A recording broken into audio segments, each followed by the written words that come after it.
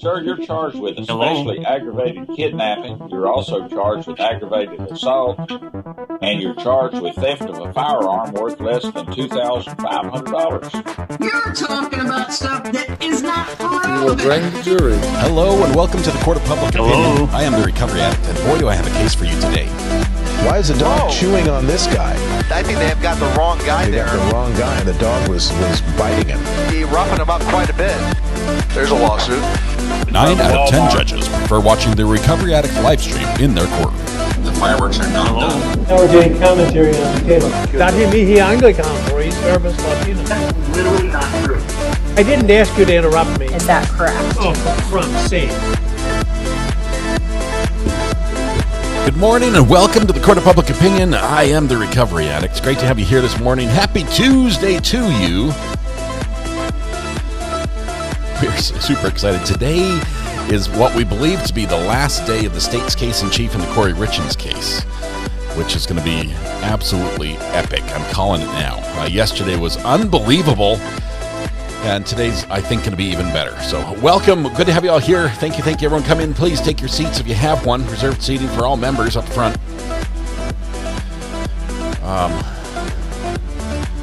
That's the wrong message. We're updated. Francis Fitzgerald, thank you very much. Being first in chat today has its punishment and its privileges. The privileges you win. The punishment is what you win. Internet ownership, everything IP related worldwide for the rest of the day is your responsibility. Congratulations, Francis Fitzgerald, on your win. And good riddance, honestly.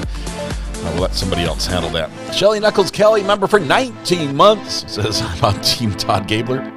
Happy to move 1 month closer to OG status. Shelly, that is awesome. That is awesome. Team Gabler for sure. Mixed reviews across the LawTube and LawTube adjacent world yesterday. And some people loved him, some people hated him. Quite interesting, but that was one day you have to rewatch. I'm sorry if you have to call in sick to work or whatever, burn a vacation day. Yesterday was the day to watch. It was so good. It was so good. Vexatious Laugh, I love your name. Thank you very much. Oh, you've got a profile picture to match. I love the positive energy. Thanks for the kind words. It probably fades as I get a little sleepier later in the day. Speaking of, we have energy. We have to celebrate the birthdays from today. Mimi D1, best true crime channel ever. Thank you. 34 months. OG. You are the original GOAT. Greatest of all time. Thank you. Greeners comes in with a birthday this morning. Thank you very much, Greeners, for this. Thanks always to all my mods for all the wonderful things they do. I was sharing with them some numbers from yesterday.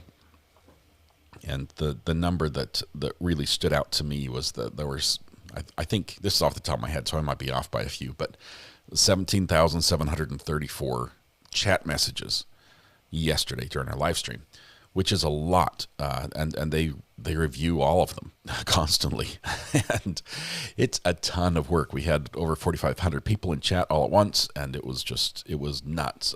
Big thank you, big shout out to the mods. Please honor their requests when they try to try to make everything fun for everybody to watch court.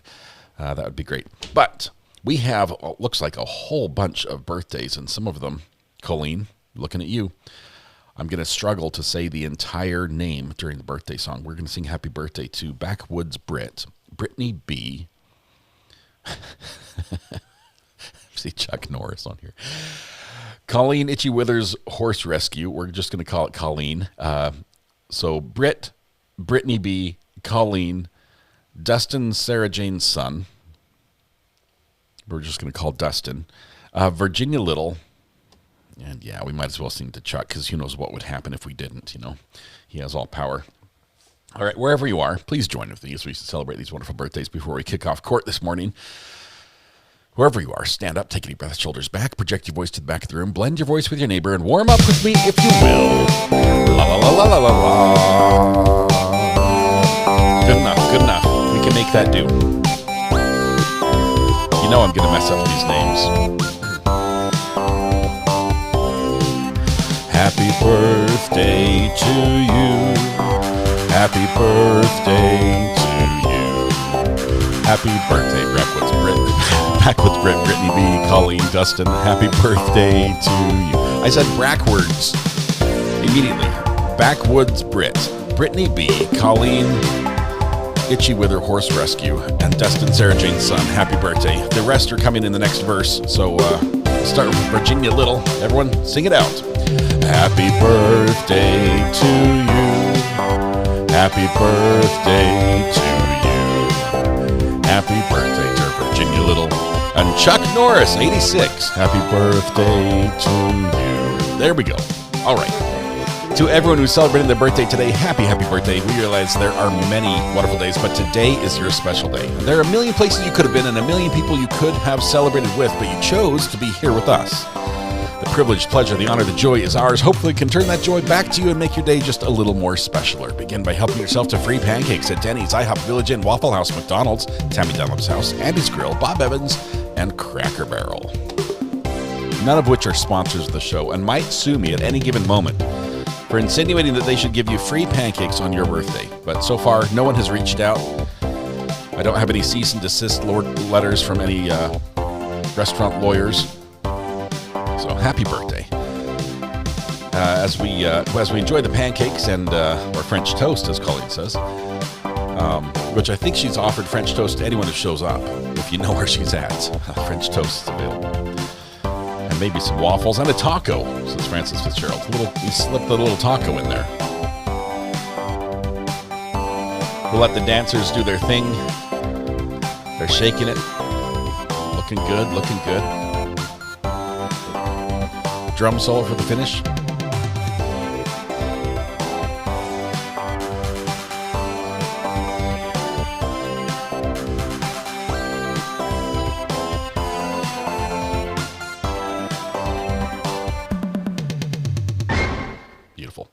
There we go. Happy birthday to all who are celebrating. Thanks for letting us celebrate your birthday and kick our day off right with a celebration of your special day. It is great to be here this morning. Oh my goodness. I'm in anticipation of the spice that I anticipate will happen today.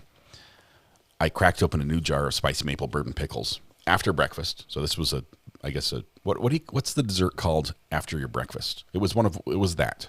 So there was breakfast and then there was pickles for dessert. Helped myself to some spicy maple bourbon pickles this morning, just to get ready. And if it gets really, really spicy, one of you viewers have sent in some dry roasted scorpion pepper pistachios that I apparently am supposed to take orally. This is a bad idea. They say on here that it's between 3 and 20 times hotter than habanero, which I can barely handle. Might be a bad day. Might be a bad day if the spice delivers. So there was bacon this morning at the RA household, as well as apple cinnamon muffins with real apple in them. Not like the mix from the store, but like real apple cinnamon muffins. And scrambled eggs. But the eggs are gone. I ate all the bacon. There might be a couple muffins left over. So free bacon at RA House. It was free this morning. Yeah. Love the smell of cooked bacon. In the morning especially, and then at lunch and at dinner. Don't do it, says PB Brown. Has anyone had these? Like this particular farm, looks like, look, I'm not sure if, does it say Demon Farms? No, it's like in cursive. Maybe it's Cellon. Gelon? I don't know. I think it's Demon Farms makes these scorpion pepper pistachios. There's a picture of a scorpion on it that's like glowing hot. Has anyone had this particular brand and lived to tell? I'm curious. I'm asking for a friend. Really, it's for myself. But Grizzly Grandma, I'm so proud I found you and to be a member here after my gifted membership. Thank you, Scott, for all that you do. Much love to everyone here. Grizzly Grandma, thank you very much. Wonderful to have you here. Love to see that color courthouse changed by your name. It's wonderful. Thank you. Welcome, and thanks for the kind words. All right. Anything else we need to, let's see. Oh, Holly Mack, 29 months. OG. Holly Mack, thanks for a great 29 months and a wonderful content by an amazing host. Thank you, Holly Mack, longtime supporter of the channel. Shelly Small gifted 5 memberships this morning as well. How am I missing all these? Oh, there's more. Shelly Knuckles Kelly It says Team Todd Gabler, happy to be 1 month closer to OG status, right? We got that Mimi D1, member for 34 months, best true crime channel ever, thank you. Holly Mac, 29 months, Mimi D, by the way, OG. Holly Mac, OG as well, 29 months, and then there's Grizzly Grandma. Okay, I got everybody. I'm not sure why I missed those earlier. My apologies. Let's see. I don't eat those. Don't eat those. I'm a wimp. Black pepper burns in my mouth. I'm not going to eat all of them. I'm going to eat one. Let's see. Say happy birthday to David. Happy birthday, David. David, happy birthday. David B. Let's see, where's Ashmer Mom? Couldn't get him on get my hubby's birthday on. Please wish David B a happy birthday, please. David B, happy birthday to you. Happy birthday, David B. From your hubby. That's awesome. Enjoy celebrating, and please, as part of your celebration, let her watch Court today. That would be really nice. All right, happy birthday. All right, work interferes with watching. I'm sorry. Wonderful for those of you who have a job that allows you to lurk while you work and sort of listen and do two things at once. Love it all. All right, that was a Team birthday song. Well, it was a little late. I'm sorry. We sing the song all the way through one time, but I definitely want to celebrate David B's birthday. You can't have him begin his birthday without being sung to. All right, I've got everything in order, even these spicy hot pistachios. Leanne Simbledick says, so glad I found this great fan of Court Watchers 2 months ago. Thank you for 2 months of membership. I think you've been here a little bit longer than that, but welcome. Wouldn't be the same without you here. A couple of you listen while you work. If you're able to get to the keyboard, make yourself known now. Just a quick lurking is enough. Deidre Tyler, I see you there. Scott's RS. Durham Rocks, good morning, working as well. Kim R is there. Kiwi Chick, hello Kiwi Chick in New Zealand, lurking as well. Melissa's, lots of lurkers here, which is wonderful. If you get a chance sometime during the day when you can pass the computer, hitting the like button would be much appreciated on the channel. That does help us out.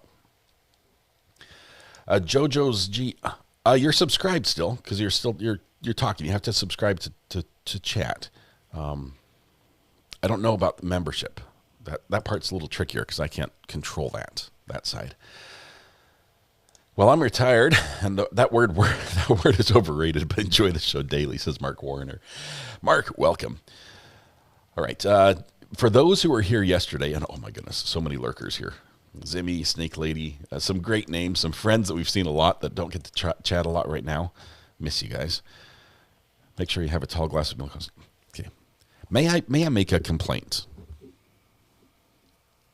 We bought, now this might shock some of you, we bought 8 gallons of milk like we normally do every week. Okay, because my family, we drink a lot of milk.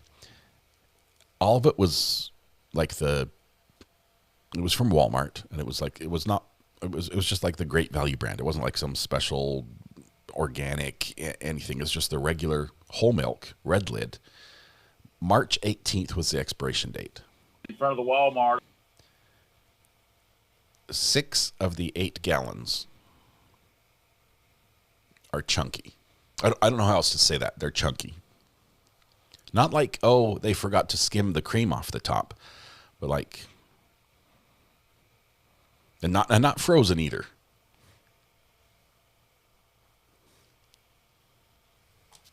Yeah, it's just not right. So no, I don't have any milk on standby because we have to go back to the store and get more milk. That's not from the March 18th variety pack. Anyway, it's just, just mix. It's like, yeah, cottage cheese in your milk because it was basically what it's like. And it doesn't smell bad. It doesn't even taste bad until you get to the like, whoa, that shouldn't be in there part. Return them all for a refund. I don't know what causes that. If you're in the dairy industry, please let me know. My wife's grandpa used to run a dairy farm. Had he still been around, I would ask him. Maybe he could fill us in on the details. But all right. Anyway, just to let you know where we're at, we are waiting a court feed right now. We're checking our 2 streams, and both streams are active, but no camera yet from court. So As soon as they provide the media pool feed for us, we'll bring that to you. We have audio turned on and ready to go. Oop, it looks like there might be some activity. They're changing what they're sending to us, but still not a camera feed. All right, so yeah, we have to return them for milk, better milk, which means that if I do, we've got bars and tone now, looking good, great stuff. If we do return them, obviously I'm going to want milk that's not chunky. I like cottage cheese, but not at the same time. I'm picky that way. I have teased a little bit about the story I'm going to tell on Thursday on the podcast. If you haven't been here to the podcast before, it's different. Okay, it's not a true crime podcast, so even though we run it on the same channel here, it's a very different experience. And we're back, we're up, so we're going to start Top Mark Media live feed. There we go. Not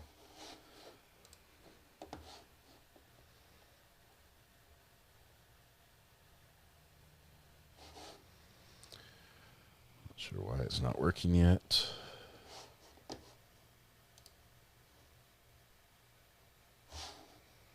We'll give it just a second to kick off.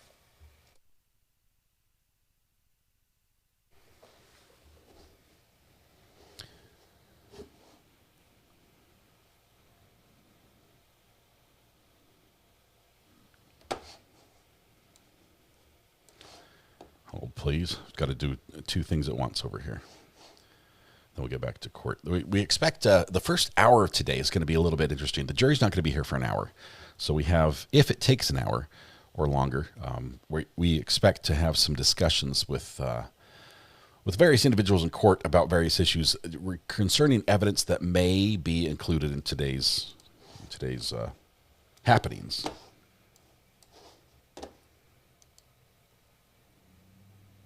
Okay. Why? We're going to reset my stream key. Copy that.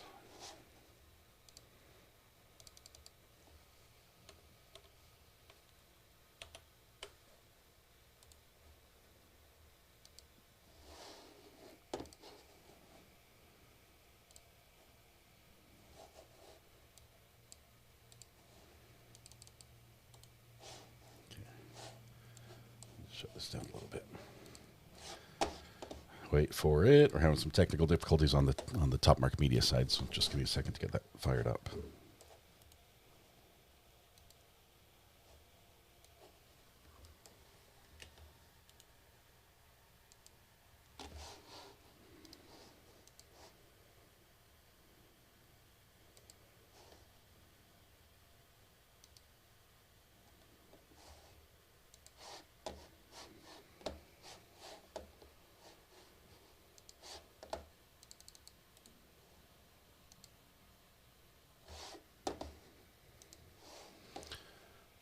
Not wanting to play nice. Just one more second.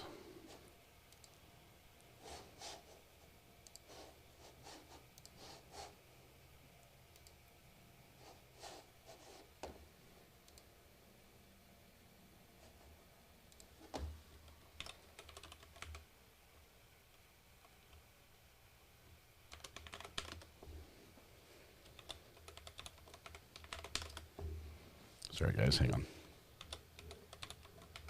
Hello.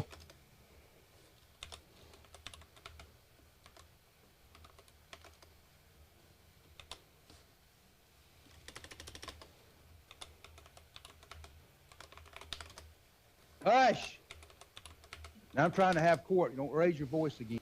All right. Good. Remember in the beginning when we started 110 years ago? I hear you guys. I hear you. Hold tight. Got to get Top Mark fired up. Someone with more experience.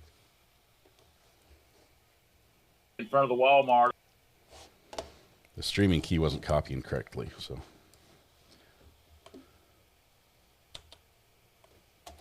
Let's see if this starts. I'm not going to argue about semantics here. Okay, now we're up. Okay, done. All right, sorry about that. Technical difficulties. All resolved now. Let's see. Please make an announcement before court starts. Just 1 second. Josh, let me see what I can do. Are we going to address subject matter jurisdiction? There's nothing in the order that restrains you from talking to cats. All right. We would ask everyone who's here, first of all, welcome. We love having new people here. And we hope you find that this is your new home to watch true crime. We ask that everyone just remain respectful, both to witnesses and their appearance, and respectful to people in chat. If you have a difference of opinion, if you just know that you're just not going to agree with each other, then let's just leave it right there. Let's not have the argument in chat. We're not going to convince each other the other way. At the end of the day, we can still be friends, even though we disagree about this court case or particular witnesses. So remain respectful, and please stick with us. Ring the bell. Get notified when we go live again, and make sure you turn your settings on for gifts because that gets you out of slow mode. That's the best perk for being a member. It gets you out of slow mode when it does get crowded in here. Anyone who's a member does not get throttled in how often they can say something. It's always terrible when you're about to say something and you have to wait another 15 seconds before you can hit the enter button. So thank you all. That would be great. All right, now that we're ready, we're seeing some clerks moving back and forth in the court. So everything's getting ready on their front. Let me check one more spot. Let's get that view up and ready.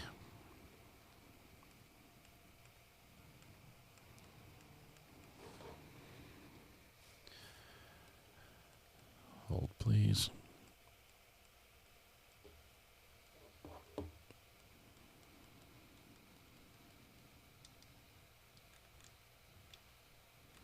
Okay.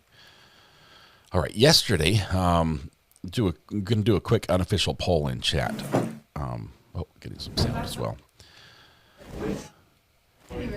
What did you guys think of yesterday? And I want your honest opinion. Like, weigh what we've seen so far this year, and who do you think your favorite witness has been so far this year?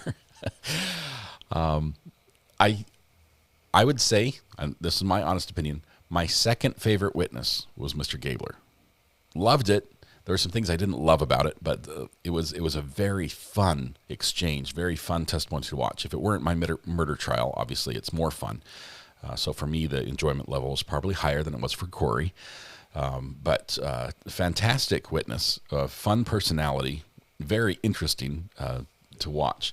But my favorite has been the forensic financial witness from this trial. She was unbelievable, just incredible, expert knowledge, instant recall, all the facts, and fun. She was my favorite. Gabler's my second. Golly62 says, welcome to the galley. Keep on trucking. Thank you very much. Welcome, Golly62. Appreciate it. Brand new member right there. Okay. Just have to get everything in order. There is a small chance, and I'm concerned a little bit. Runkle made a good point. We like the PI snark because we don't love Nestor. Miss Nestor has made herself somewhat abrasive, and I'm not going to say whiny, right? Because it's not whiny is a tone, right? But Judge, that wasn't Miss Nestor. Miss Nestor is persistent. She is passionate about what she's arguing, but she's not whiny to me. She's very thorough.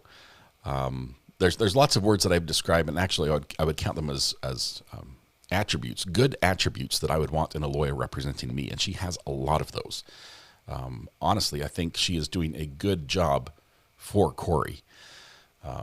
And trying hard every way she can to represent her client as best she can. But in doing that, she also comes across as less likable for many people, including myself. She's not the sort of person I might want to hang out and just, let's go have lunch sometime, although it would be interesting. We're probably not going to click, right? The PI and I, although I would like to spend some time with, we'd love to spend time, take him out to lunch and do an interview or something. Speaking of financials, my kid just broke a window from 1965. Oh my goodness. At least, was it with a home run ball or something? At least so he can claim, like, or was it just throwing a rock? Let's see. She comes off very condescending. That's her tone, yes. I do admire her fight. I think that every defendant should have a lawyer that fights for them. It can be annoying, definitely. She's maybe different outside of court. It's going to be interesting to see how she is in the Tyler Robinson case, because she's representing Tyler in the case in the murder of Charlie Kirk. So that's going to be interesting to see if she has the same behaviors and mannerisms in that trial. If we donate $125, says Shirley Knott, can we hire Gabler for a live interview? I'd love to bring Gabler on, pay his hourly rate, and get him on for an interview. Obviously, he's not going to be able to talk about this client, this case. He's got his professional responsibilities, and that he's not going to jeopardize his license or his profession by telling us things that he shouldn't. But I'd love to just get an overall view of the PI world. We don't get a lot of PIs, right? We get investigators, we get police, but the private investigator side is different. I mean, the ability to just, let's throw some trackers on some cars. You meet these terms under Utah state law. We can throw trackers on this car and that car and that car and this car. That's interesting to me. I want to know how he does it. Does he sneak in at night? Is he, a little magnet as he's walking by, stuck on his shoe and up against the car? I'm curious. Where does he build all his own trackers, or you just buy them off Amazon? Apple AirTags? What does he do? All right. Nestor has been the same personality in Tyler Robinson pretrial hearings, a real bulldog. What time do they usually break for lunch? About 2 o'clock Eastern time, Miss Gerns, roughly. I scheduled my gallbladder ultrasound to try to get the lunch break. That is dedication. Mrs. Gerns, that's hopefully that goes smoothly and you're back with us quickly. I have a son-in-law who talks just like Eric and Bryce, and all I do is laugh. I really, truly believe it was a joke yesterday with the text. I agree. I don't have personal knowledge that it was, but I would have assumed it was a joke had I seen it as well, knowing what I do about the individuals, the limited amount I do about the individuals. Fly NYC, thanks for clicking the subscribe button. Welcome. You'll be able to chat with us in just a couple minutes. It takes about 5 minutes to weed out the trolls. Then we'll have you with us. I forgot, when is the sentencing in the brother case? The brother case? Which brother case?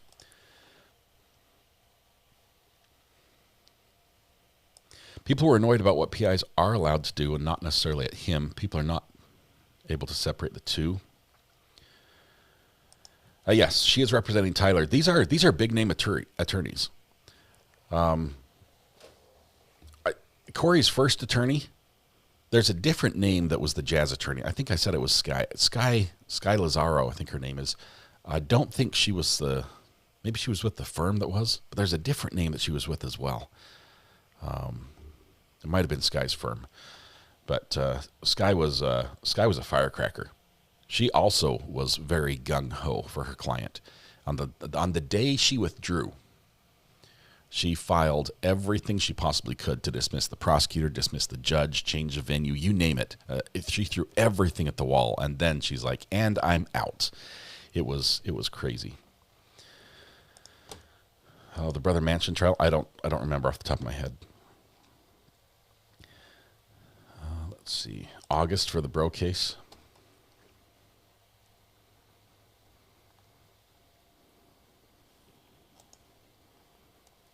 Yeah, I have the memory of a goldfish, so unless I have my notes in front of me, I don't remember when the date is. She's representing the individual accused of murdering Charlie Kirk. There might be some strong evidence. Oh, we see the judge coming in. There might be some strong evidence against him, but still accused. Innocent unless proven guilty.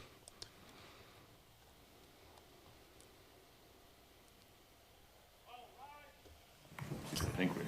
Here we go. Okay.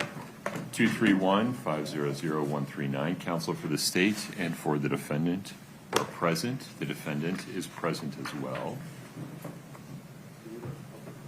Sure.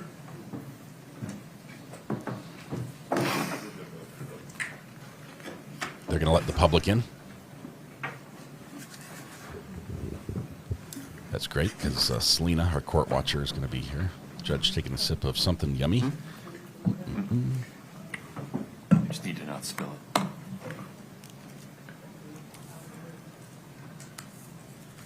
Give the public a minute to get settled down.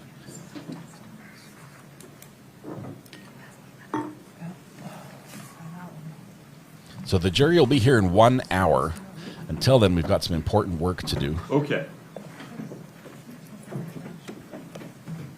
Lots to cover.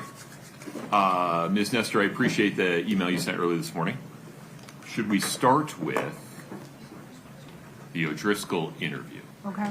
Does that make sense? Yes, sir. Okay. So this is docket 1163, which is the state's motion regarding portions of the O'Driscoll interview as clarified by docket 1555 and Ms. Nestor's email of this morning. Let me get there with you. Is that email? I left both of those items on my printer. I'll be right back. You can stay seated. Thank you. All right, families coming in.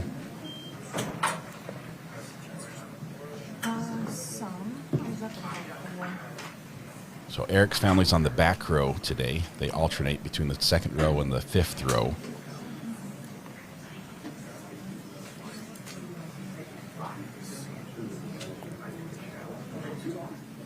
Kouri's family's on the second row.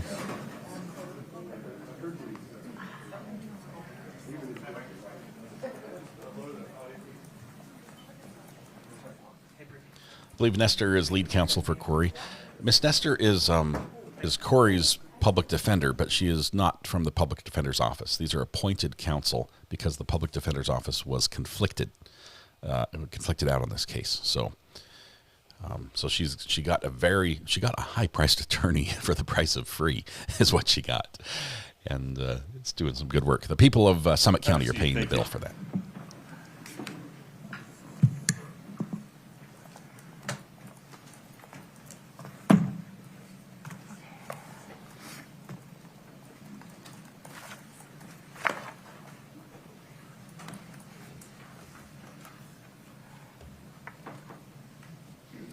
Okay, Ms. Nestor, with respect to pages 1 to 7, what's the value in, or I guess more accurately, under Rule 106, how do pages 107 qualify, explain, or place into context the stuff that follows?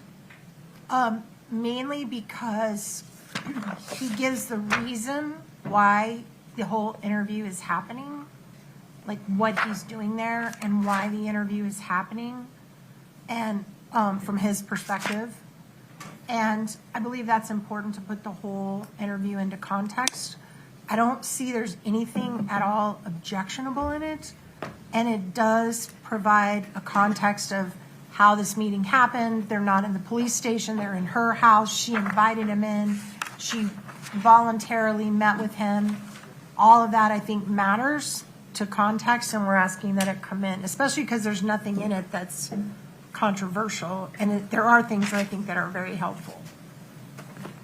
Mr. Bloodworth. Your Honor, there's a distinction between context to the interview and context to particular statements.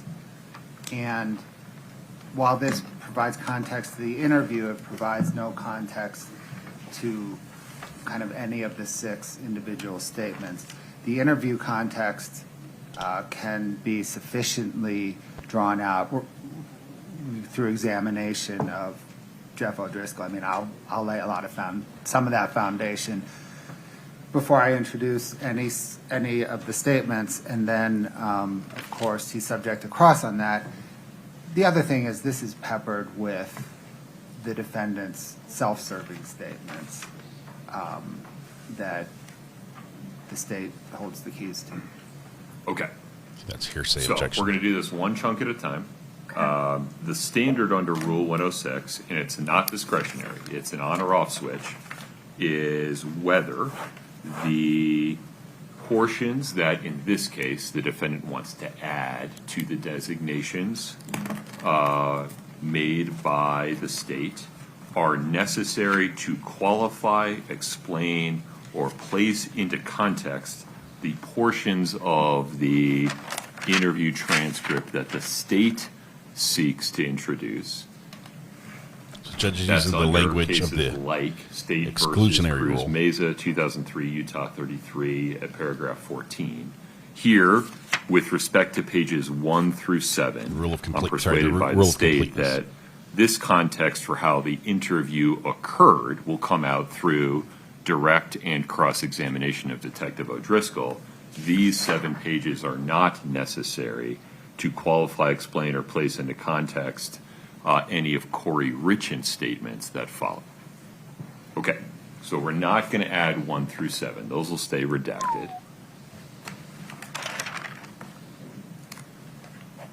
Then we get to pages 15 to 16, right, Ms. Nestor? Yes, sir. Okay. This is new as of this morning. Give me just a moment. Did you have a specific line number or the whole pages? Just the redactions that are on both pages, we would like unredacted. So it starts at line 10. There are no redactions on those pages. I have redactions on lines 10 through 25 on page 15 and lines 1 through 12 on 16 is the copy I was given. Your Honor, in negotiating Your Honor, this no.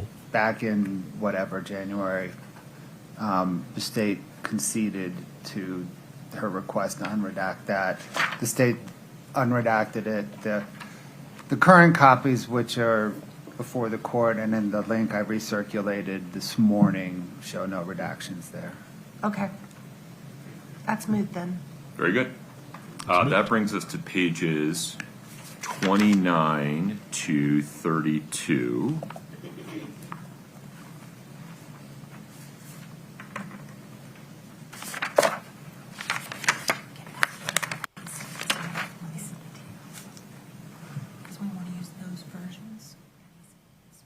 So here we have Ms. Richins making references to Eric going to jail and Cody's involvement in that situation. Ms. Nestor, why is this necessary to qualify, explain, or place into context Ms. Richins' statements in other parts of the transcript? Give me just 1 second, Your Honor. Sure. So Ms. Nestor has made an argument for the rule of completeness, saying we should allow these other parts in if the state's going to play part of this. So previously, they were talking about whether or not Eric was happy, if he was depressed, if he was suicidal. And as a flow, an arc of that conversation, she then goes into the question O'Driscoll asks is, okay, anything else regarding his mental health history? That's line 3 on page 29. She answers, no, not really. But then she goes into, like, there wasn't generally, he had his struggles. He was stressed. And then she explains how he was stressed. So I think or why he was stressed about his relationship with his business partner. I do think that completes the answer to the question. It completes the entire subject matter of the conversation. It's actually evidence that has already come in as far as no longer being objectionable. This all came in Cody's testimony. So we would ask that it be put back in. So I think you have fairly characterized everything through page 31, line 3. After that, though,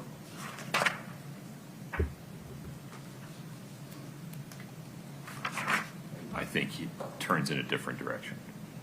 That is not relevant or does not qualify, explain, or provide context for what you just described. I really don't care about the rest of it. Mr. Bloodworth, line 29, page 29, line 5 through page 31, line 3. The kids look to be members of the public, probably there with their mom. We will unredact that portion, Your Honor. I think it's a fair continuation of Kouri's explanation regarding things that were stressing Eric Richins. Yes. Okay, very good. So we're going to unredact page 29, line 5 through 31, line 3. The remainder of that redaction stays as is. All right, we're hauling, Judge. Is that done with that? All right, that interview? then we go to pages 107 to 112.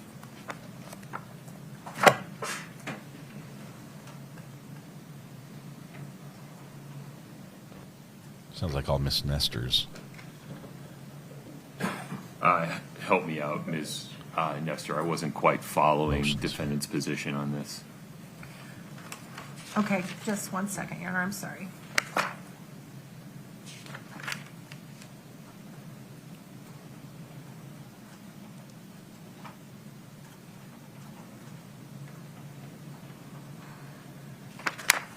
We might not take the full hour here in this this little hearing. Might have a little break this morning.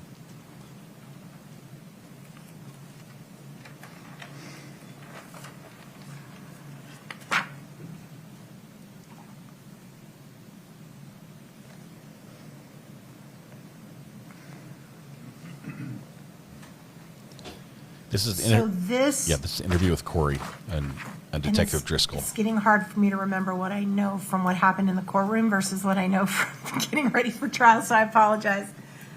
I cannot remember if this came in yet. I think it's going to come in with Mr. O'Driscoll if it hasn't already with Chelsea, but there's conversations in here about texts with Chelsea on the day that Eric passed. And it's a continuation of O'Driscoll asking about phone records and him reviewing available phone records. And she goes into what she's reviewed in terms of the calls between her and Chelsea. So I do think it's all part of one conversation. Let's see. And I think to the extent that hasn't come in yet, I think it's going to come in today. Well, I don't disagree with your prediction about what Detective O'Driscoll might testify to. The task I have to engage with here is whether any portion of 107 through 112, line 9, is necessary to qualify, explain, or place into context Ms. Richins' other statements in this interview. So I think it's a direct continuation of the questioning above it about telephone records and whether she has available phone records, and she discusses these records of calls with Chelsea. So I do think it's all one conversation. Can you point me to specifically, it seems to me that in the preceding pages they're talking about what phones she had access to during what periods of time, when those devices were or were not available to her, which belonged to C&E, which belonged to her. If you go back just a little further, Your Honor, to page 105, line 15, Detective O'Driscoll starts with, okay, so when was the last time before the night of the 3rd that you talked to Chelsea? Do you think it was the 2nd? And she says, I think it was the 2nd. And he says, when you guys were talking about the anniversary, do you know for sure if it was the 2nd or 3rd? Kouri goes into, well, yeah, because actually she sent me all the text messages because they were saying Woody tried to tell Chelsea, which was not true, that Chelsea's the last person I talked to. That's absolutely not true. And that there was some kind of message or something the night of the 3rd. I don't know, but we've pulled all phone records, and Chelsea still has messages on her phone. So none of that is accurate. And then it goes into, do you have those records? They were talking about subpoenas. Do you still have them? And then they start redacting her explanation of how she got these texts and basically that she's looked at them and what they say. So I think you're cutting out the second half of that conversation, which to us is misleading, and we'd like it all in. Your Honor, may I offer a suggestion? Yeah. The state proposes to redact page 105 line 15 all the way down through 107, line 11. So redact the entire portion as it relates to Chelsea Barney. Okay. That removes the necessity of what follows, Ms. Richins. Ms. Nestor. I don't think she likes that. She would have rather had Kouri's part. It does, except that I think they'd have to go back further because they still have up there where Detective O'Driscoll's basically saying it's weird that your conversations with Chelsea's are deleted. So, I mean, they're just picking the part they like and taking out all the rest of it, right? So they'd have to go back further. If they really want to take out everything about this, it would eliminate my objection, but they'd have to go back to, let's see.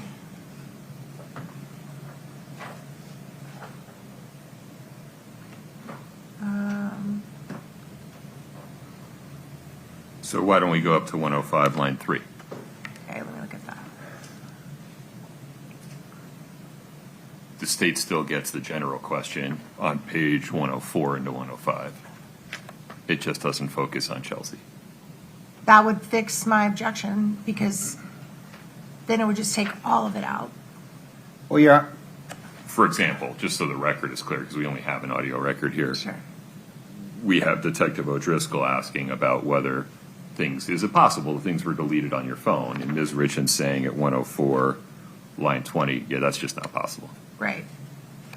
Right, and then he gets into Chelsea starting on page 105. So, right, if they would delete from 3 of 105 all through all of it, then that eliminates my objection because then they're not just putting in half of it and not the other half.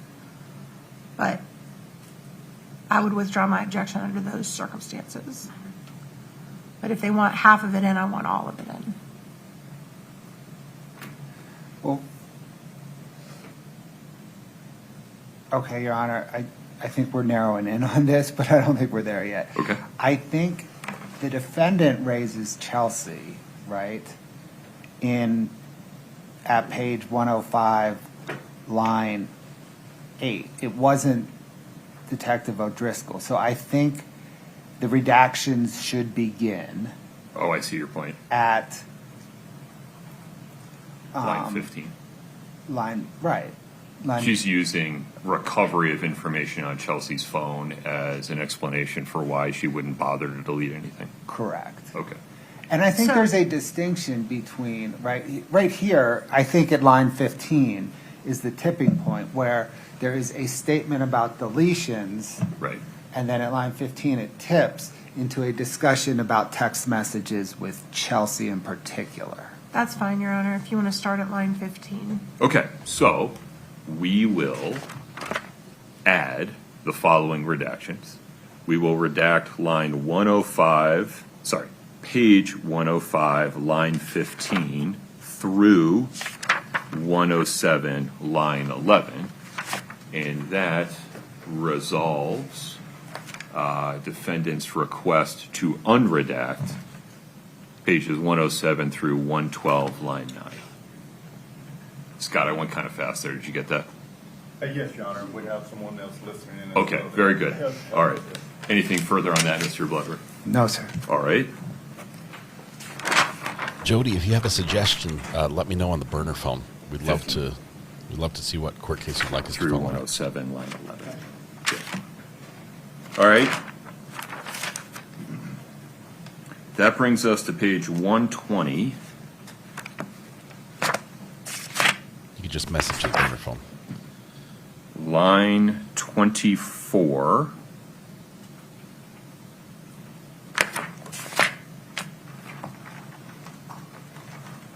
To 121, line 8.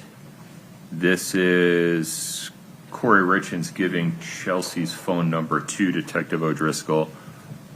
I didn't follow how this relates to a prior statement. Just 1 second, Your Honor, I'm sorry. So all this stuff above that is redacted, right? Are you looking at it? Yeah.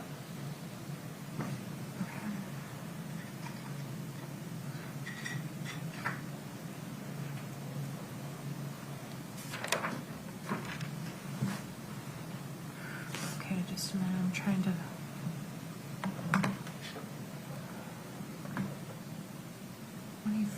Through line 121, line 8. Yeah, I believe the family, the kids that are in the courtroom today are in the public row section. I don't believe they're family for any of the. I'm getting a little bit lost. Just give me. Let me look at my notes that I did just one more time. So right now we're looking at the 120 line 24 through 121 line 8. Please. Okay, I got it. Just 1 second.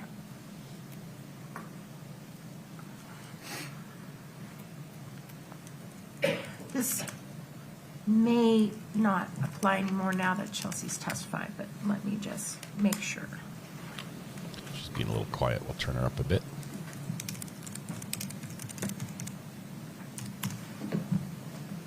We'll withdraw that one, Your Honor. Okay. Then let's go to page 125, lines 6 through 16. I genuinely don't know why defendant wants to unredact this.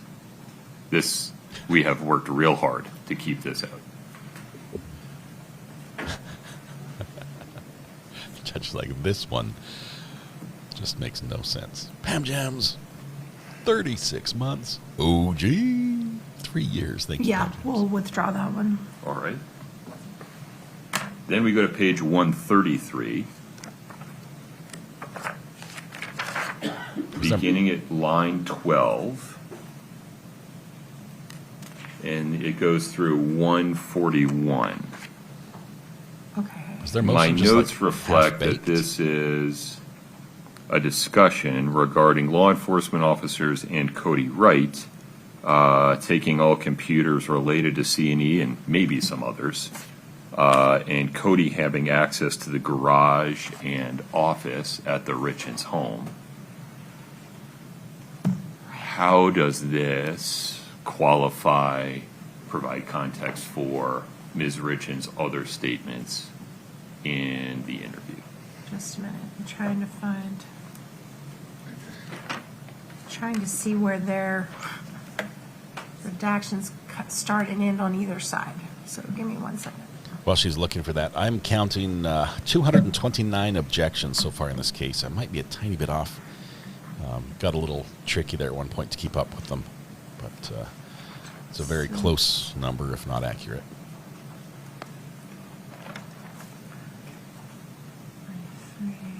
This is what's weird. They're not ready. This is their motion. Defense filed this motion. They sent the email to the judge saying, "Here is what we want," and judge goes to each line and says, "Okay, about that," and they're like, "Give us a minute, judge." So is everything after 141 redacted still? I haven't seen the newest version. Everything after 141 is redacted still? No, there's some unredacted portions beginning at page 167. The statement before this redaction that we're discussing is the defendant's statements as it relates to life insurance. The statement after this redacted portion we're discussing is the defendant's statements as it relates to the trust. And the piece that we're redacting relates to collection of C&E computers, which in the state's view under 106 is not context to either the preceding or the subsequent statement. 133, line 12 to 140. That looks accurate based on my review, Ms. Nestor. I think most of this has come in now, so I'm just making sure that there's nothing. Sorry, I disappeared.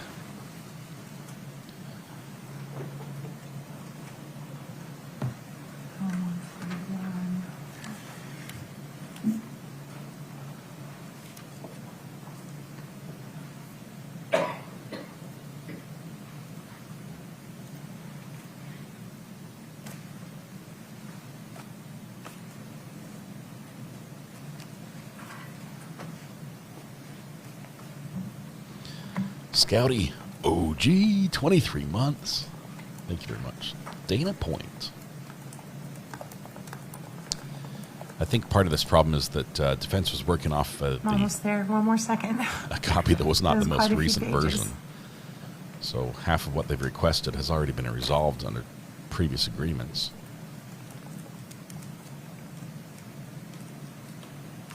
That's all come in, Your Honor. We don't need it anymore. All right. It's a third. So defendant's request to add pages 133, line 12 to 141 is withdrawn. Third withdrawn. Then we fast forward to pages 174 through 184.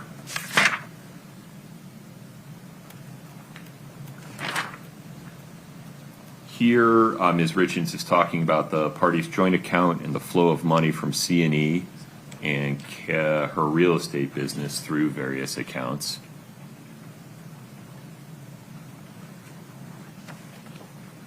Right. The immediately preceding statement is regarding the trust. The immediately following colloquy seems to be about life insurance policies. Yeah, just a minute. So this is 10 pages. I also think most of this has come in. If you can give me just a moment, Your Honor. Sure.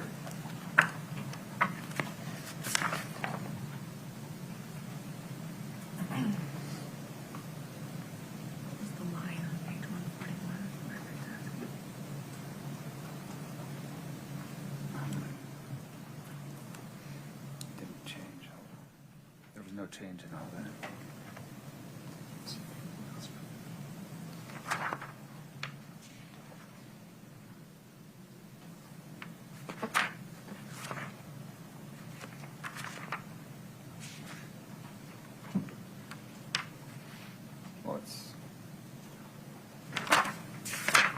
There is no break at 141. The redactions continue until 1.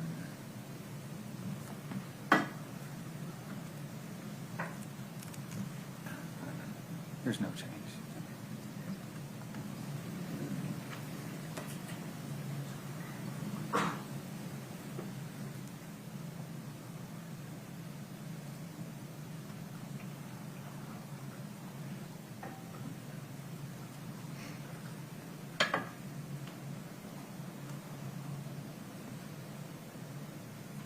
I think that all came in, Your Honor. We'll withdraw that one.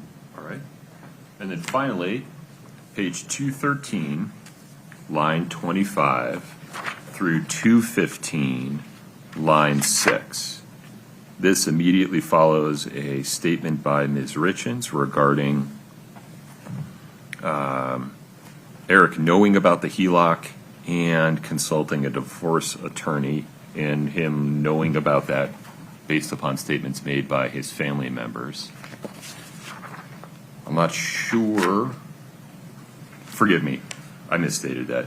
It immediately follows a statement by him about knowing about the HELOC, and then Ms. Richins talks about how he knew about that was because his family members told him, and then he went and consulted with a divorce attorney. Right.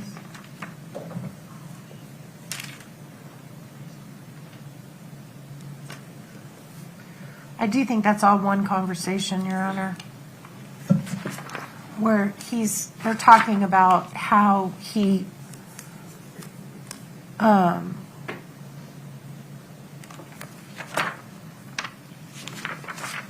got to go back a little further.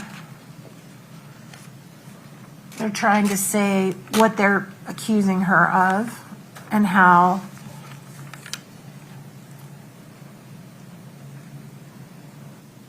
they changed I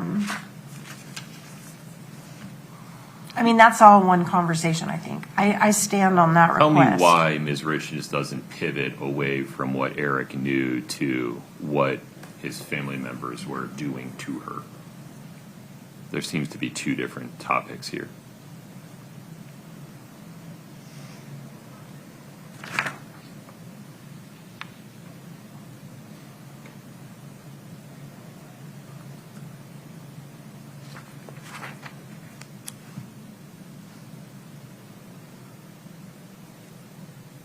Well, I think this is all connected to the HELOC. I mean, Ms. Benson testified early on in this case that the HELOC was what precipitated the meeting with the divorce attorney. The divorce attorney has also testified to that. Right. This is Kouri lumping all that together in one conversation with O'Driscoll. So I do think this all should come in context.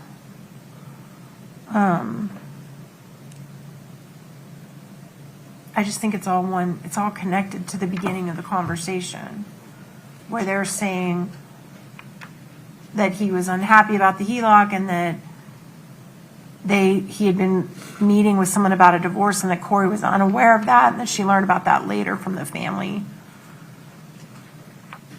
So I think that's all connected. I would ask that come back in. Mr. Bloodworth. Your Honor, the preceding statement, which is a statement the state seeks to isolate, is the defendant's statement regarding what she knew about the HELOC. In the redacted portion, she then pivots to divorce attorney discussion, which is in her statement separate and distinct from the HELOC discussion. It has come out in trial that the two are connected, but in this statement, it is a distinct statement through the course of this interview. Just in terms of ending that, Kouri Richins. Yeah, I think. It seems that Ms. Richins' sentence that begins on 213, line 22, doesn't actually end until 214, line 2. It looks like maybe she and Detective O'Driscoll talked over each other in that point. It would seem appropriate to end it there and then redact the rest. So just to unredact 213, line 25 through 214, line 3. Agreeable. Okay. That's the court's ruling, Ms. Nestor. Understood. So we're going to unredact page 213, line 25 through 214, line 3. Okay. I think that handles the parties' positions regarding the transcript of Detective O'Driscoll's interview with Ms. Richins. Mr. Bloodworth, anything else on that? No, Your Honor. Ms. Nestor? No, sir. Okay. So that brings us to That was 35 the jail minutes. calls. Jail calls. This was originally filed as docket 1165 by the state. It's further characterized by docket 1555. We're just going to have to go through these one at a time. Murder Show, thank you very much. As a matter of mechanics, Mr. Bloodworth, these will come in through Detective O'Driscoll. Yes. Mr. Bloodworth? Yes, Your Honor, as a matter of mechanics, and I don't know at this point if we're going to introduce them all through Detective O'Driscoll on direct. In fact, trying to recall, there may be only one or two that I can pin down that we may want to address first, although I think that if we can, we should resolve the whole set of them today, because I can see how it would come up in either redirections and crosses that would could begin as early as today. All right, let's go through them. So, well, I don't know if you have the same binder. Let's go 2-69T.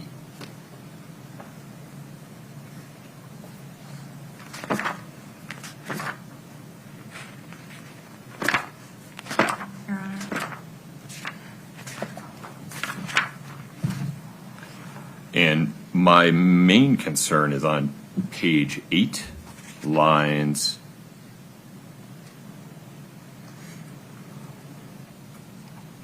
6 through 18. I'm sorry, I'm just pulling it up. Which one are you looking at? Can you give me the number again, sir? 2-69T. Okay, got it. And what portion are we looking at? Well, the court's concern, based upon the content of the unredacted portions that the state seeks to admit, is page 8. Lines 9 and 10? Especially, yeah. Although,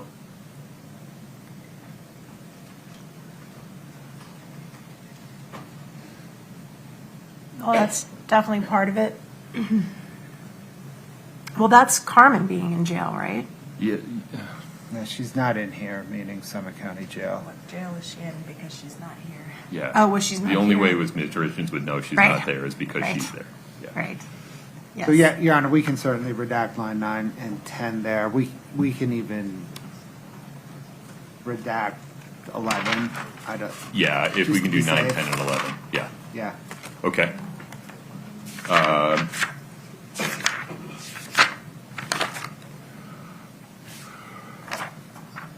Ms. Nestor, what was defendant's objection to the remainder of this? Hold on just a minute, Your Honor. So, Brittany, from 2-69T, we're redacting page 8, lines 9 through 11.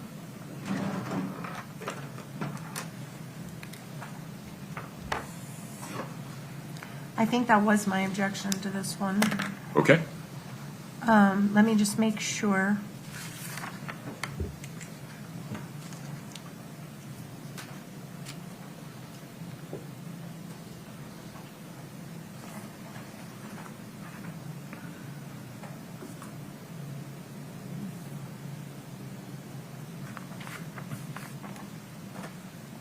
I think that was it. I think that was the only problem I had with that one. Very good. Wait, hold on.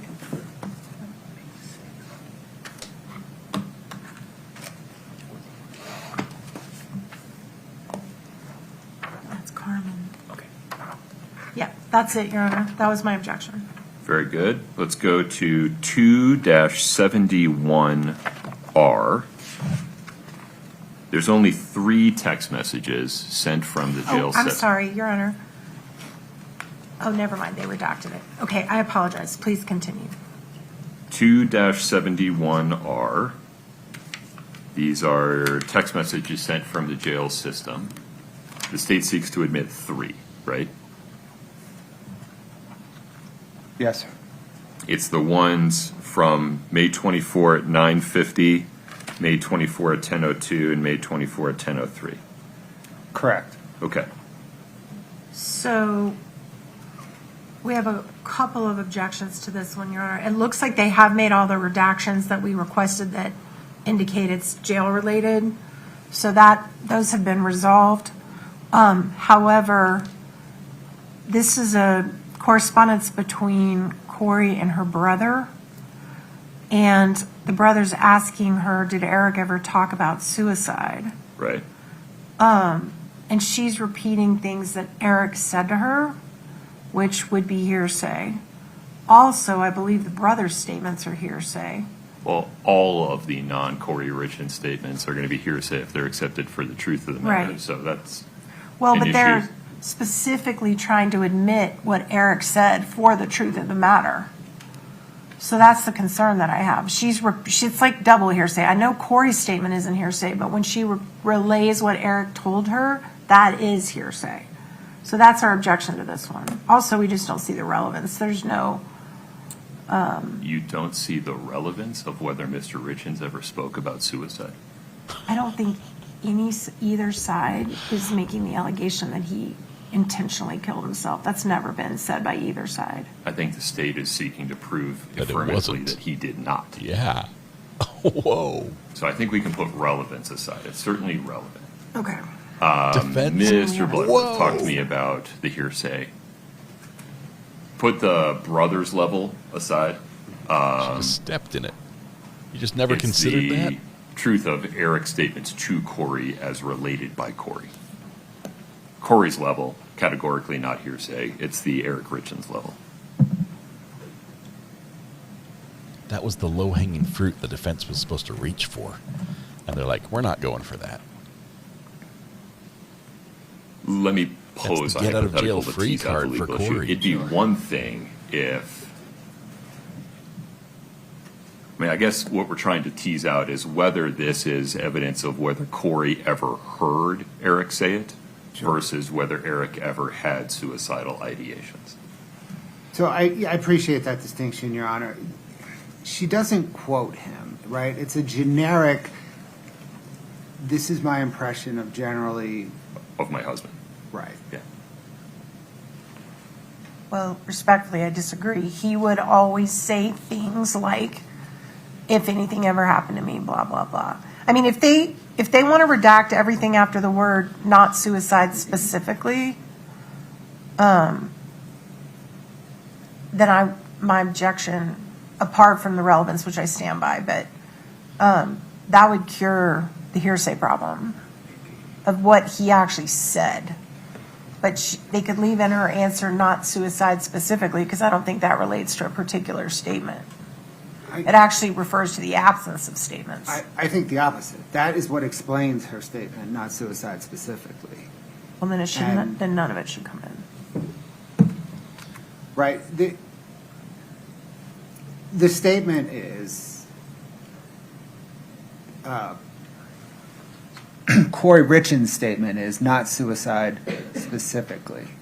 The remainder of that particular text message is, in a sense, 106 completeness, because she is explaining her statement. Why don't we just instruct the jury that they can't accept Ronnie or Eric's statements for the truth, but they can accept them for the effect they had upon Kouri Richins and let the whole statement in? Correct, Your Honor. That's appropriate. Because it's not being offered to show any effect on Kouri Richins. It's being offered to get in the fact that Eric made that statement to her. That's the whole reason this is coming in. And I stand by my objection, Your Honor. And just to be clear, you don't want to admit the statement that Eric told her they'd be set for life if he died?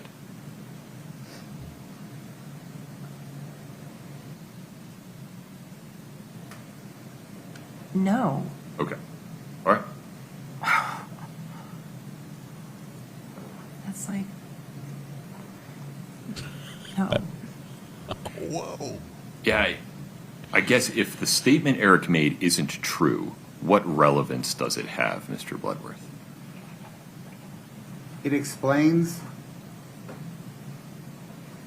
Kouri Richins' statement, not suicide specifically. It is the effect on Kouri Richins to make this, to respond to the question of did Eric ever, whatever the question is, hold on. Did Eric ever talk about suicide? She says, not specifically, and then explains herself. So That's is the foundation for her statement. It shows what the effect of Eric's statements on her. right? But as we tease this out, it seems that to the extent that the effect upon her was relevant, regardless of whether it was true, it was her understanding that she'd be set for life if he died, not whether or not he had suicidal ideations. Is that fairly stated? Your Honor, the state thinks it's both, actually. It is the set for life if he died. It's certainly that, right? But it's also the suicidal ideation part because, evidence will come in that, I think evidence is going to come in that she never believed, she said he would not commit suicide. In other portions of it. And at her level, that can come in, right? Sure, but there's a foundation for that. Why do you believe that? I think with respect to this particular text exchange, first of all, I don't understand why we need the third one. Can we work backwards from there? Why do we need her brother saying, just curious, someone threw out a scenario, made me think? That seems to be a throwaway. Well, I guess it all depends on whether or not DJ testifies. Ooh. Forgive me. That DJ? That statement could be used in impeachment of DJ Kouri if he were to testify. Is this one of the things that's coming in through the state's case in chief or the rebuttal case? Or through cross, my apologies. As yet unclear. So, yes, Your Honor, let me perhaps resolve, I think, the current tension. Yeah. If it comes in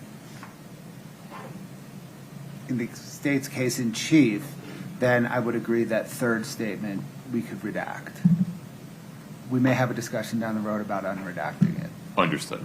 Okay.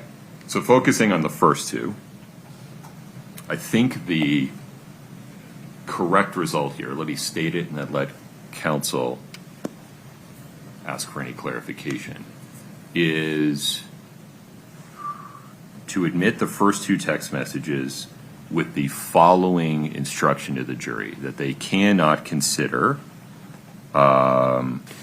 Ronnie's statements for the truth of the matter only for the context that they had or the effect they had upon Ms. Richins as the listener.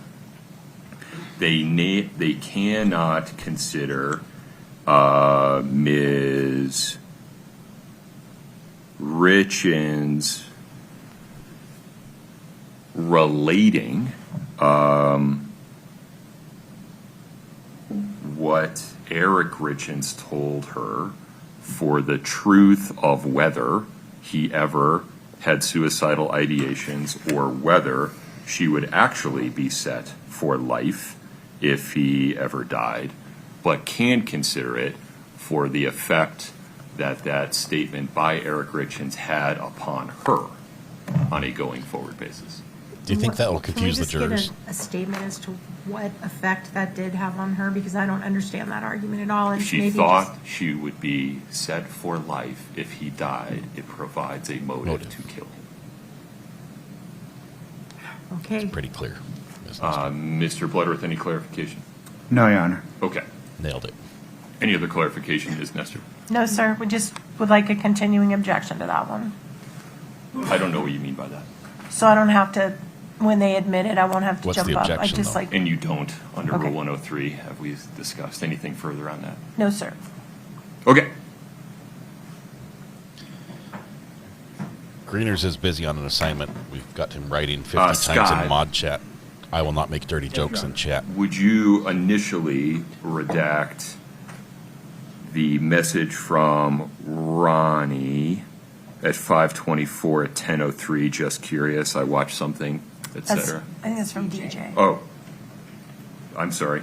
You're right. That's from DJ. For now. And I can pause for a second if my description was inappropriate.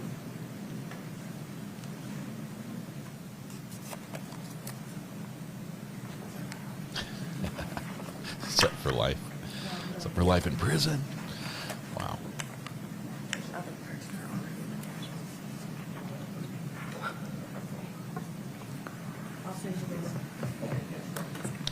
If we're done with all of this, We're getting it. We're tracking it in the back as well. No problem. Sounds good. Okay, moving on. That brings us to 272R. So we've got 10 minutes before the jury shows up. As I understand it, it's 5 text messages from 5/31/2023 at 7:14 to 5/31/2023 at 7:24.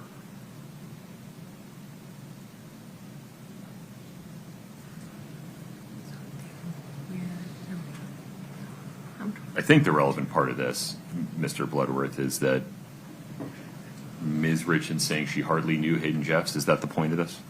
Correct. Okay. And so do we need anything after the 5:31 at 7:22 where she says that?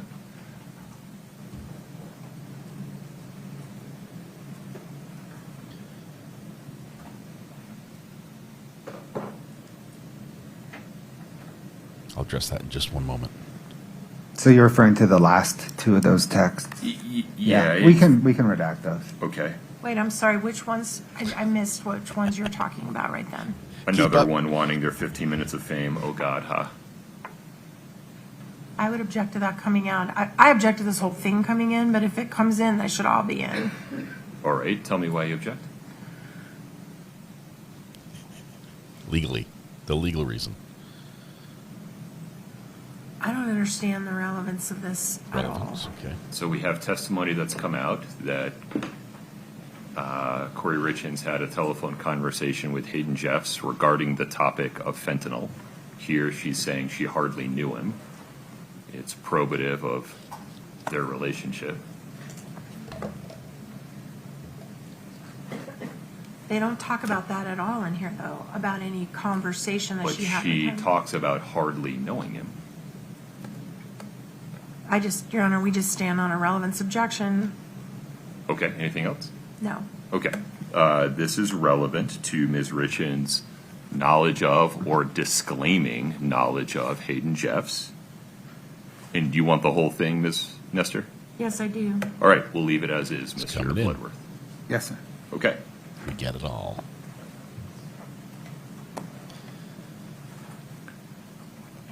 All right, tab 7.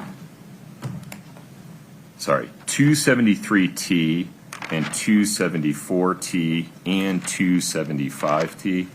Mr. Bloodworth, Ms. Shervanek, I am genuinely confused by these in terms of this transaction in St. George and this other deed. And I read them 3 times. I really don't know what they're talking about. So let me propose this as a way forward. Yeah. To date, nothing has come in where the state would use these. I can see a circumstance where the defendant's mother would testify that the state would want to use these texts in impeachment. Or the phone conversation. Or the phone Right. conversation. Okay. So maybe we can just put a pin in these till if and when that circumstance arises. I appreciate that. Any objection, Ms. Nestor? No, Your Honor. Okay, very good. We will skip 73T, 74T, and 75T for now. Then we go to 2-76T.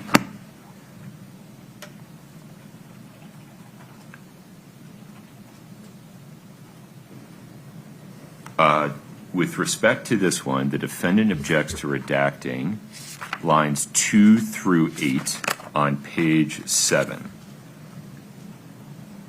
Under Rule 106, in the court's view, Lisa making a comment about a corrupt police force is not required to be included under Rule 106, but Ms. Richins wondering if Detective O'Driscoll didn't relate part of his conversation with her to the prosecutor. That seems to provide context. It wasn't the corrupt police force comment I'm interested in, it's Kouri's, so I don't have a problem with that staying redacted. So I think if we just focus, Mr. Bloodworth, on page 7, lines 4 through 8.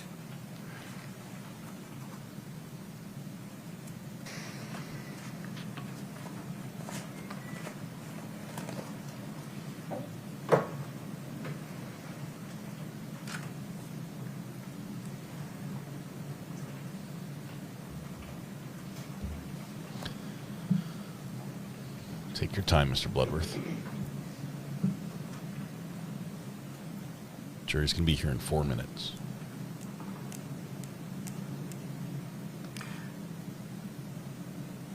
I also, Your Honor, while he's looking at that, It's not your turn. I did catch on page 7, line 19 and 20.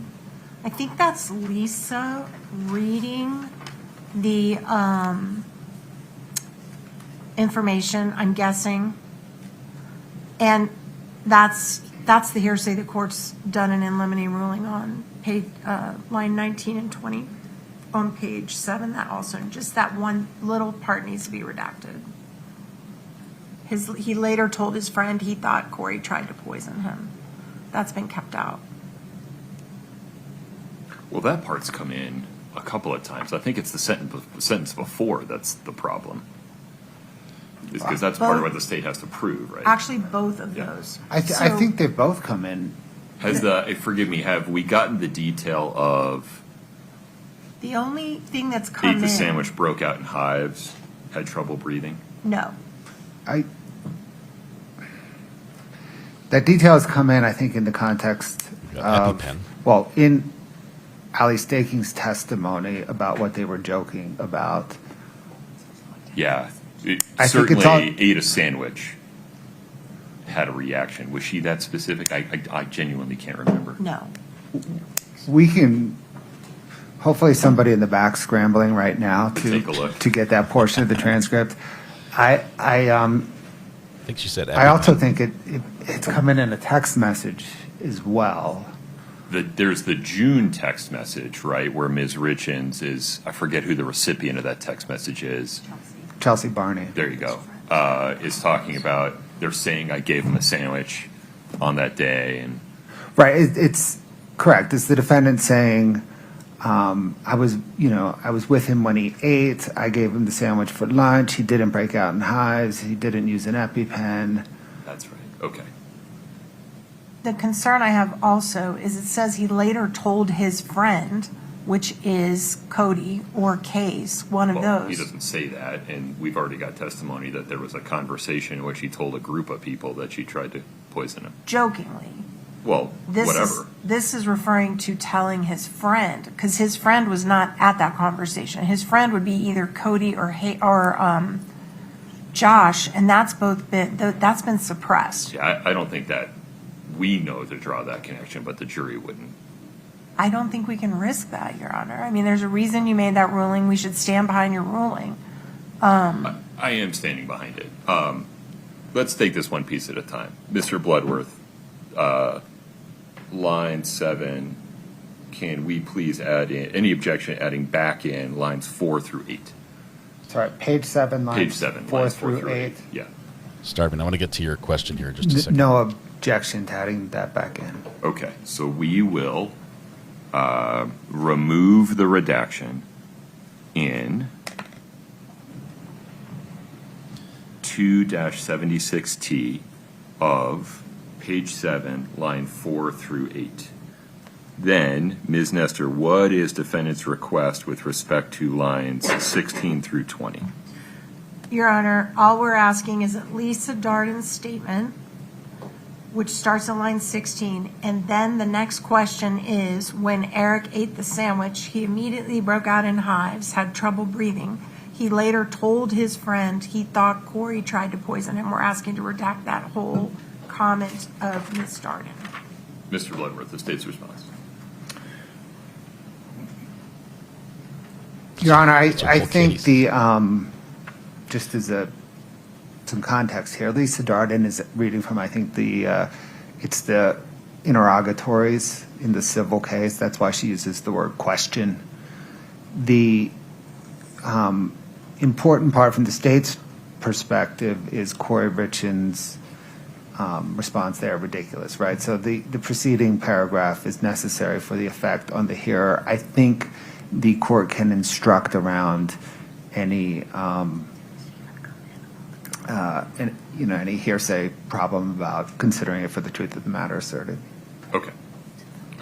Defendant's request to redact lines 16 through 20 of page 7 of 2-76T is respectfully denied because that information, that Eric ate a sandwich, that he broke out in hives, had trouble breathing, later told his friend non-specifically who that is, that he thought Kouri tried to poison him, all of that has already come in through other sources of evidence. That will not introduce any new information to the jury if they were to fail to follow the court's instruction that they cannot consider the non-Kouri Richins part of these conversations for their truth. Your Honor, can I just also, while we're just making the record, we would also ask that lines 9 through 13 be redacted on the same grounds. I understand your ruling, but I just want to make a proffer that we'd also want redacted. So they're saying they're saying just a few days later, Valentine's Day, Kouri made Eric a sandwich and placed it on the seat of his truck along with a supposed love note. I don't believe that has come in. I respectfully disagree. I don't think it's ever come in. He had trouble breathing. And I just want to make a record on that. But I understand your ruling. Okay. Let's see. I think that handles 2-76T. Let's go to 2-77T. Defendant objects to redacting the following two sections. Line 20, page 21, lines 14 through 25.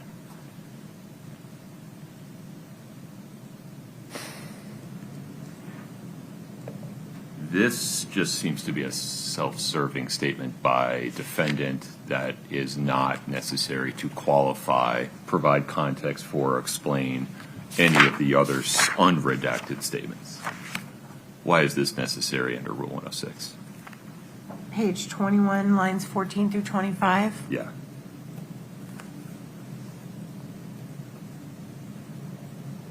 Starvin, I want to get to this. The judge typically only looks at evidence when he's considering admissibility. He doesn't sit down and review all the evidence before a case and see what's going to come in. And even the evidence he looks We at, don't need that. We'll withdraw that. he might not look at in detail based on the type of evidence. He might rule it out based on same the exhibit, 2-77T. Please go to page 25. The things he's flagged are things that have been raised in a motion. Lines 2 through 16. And he's reviewed last night. I'm not sure why this is Rule 106. That's a good question. Material either. It is almost entirely Ronald Darden statements with just Ms. Richins making non-substantively responsive comments.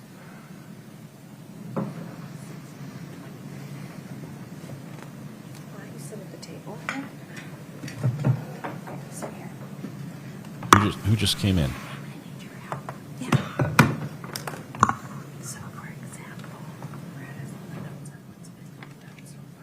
I think somebody just came in on the prosecution side. Okay, I don't need anything above line 14, but line 14 is the beginning of her sentence that starts on line 17. Okay. So we need 14, 15. I don't really care about 16. It doesn't. I think he's talking over her, but 14 and 15 is the beginning of the sentence that they start with 17. And what's the problem with lines 17 through 19? What page? This is Kouri Richins' statement. She's saying her mother was telling her, so it's triple hearsay. It's her mom telling her what her mom read about what other people said. Okay, and then doesn't she go on to talk about that on the following pages?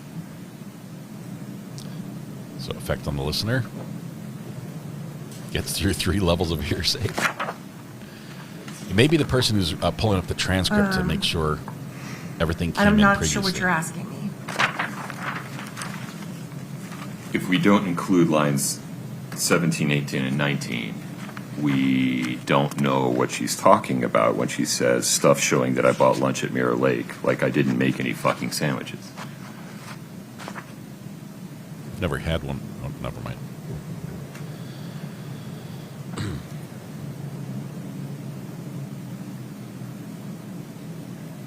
I don't. It's context for what she's talking about I don't later. think. Well, I don't think any of it should come in. I mean, it's all talking about a triple hearsay statement, and she's addressing it. It's her making comments about what did or didn't happen with respect to the sandwich on Valentine's Day.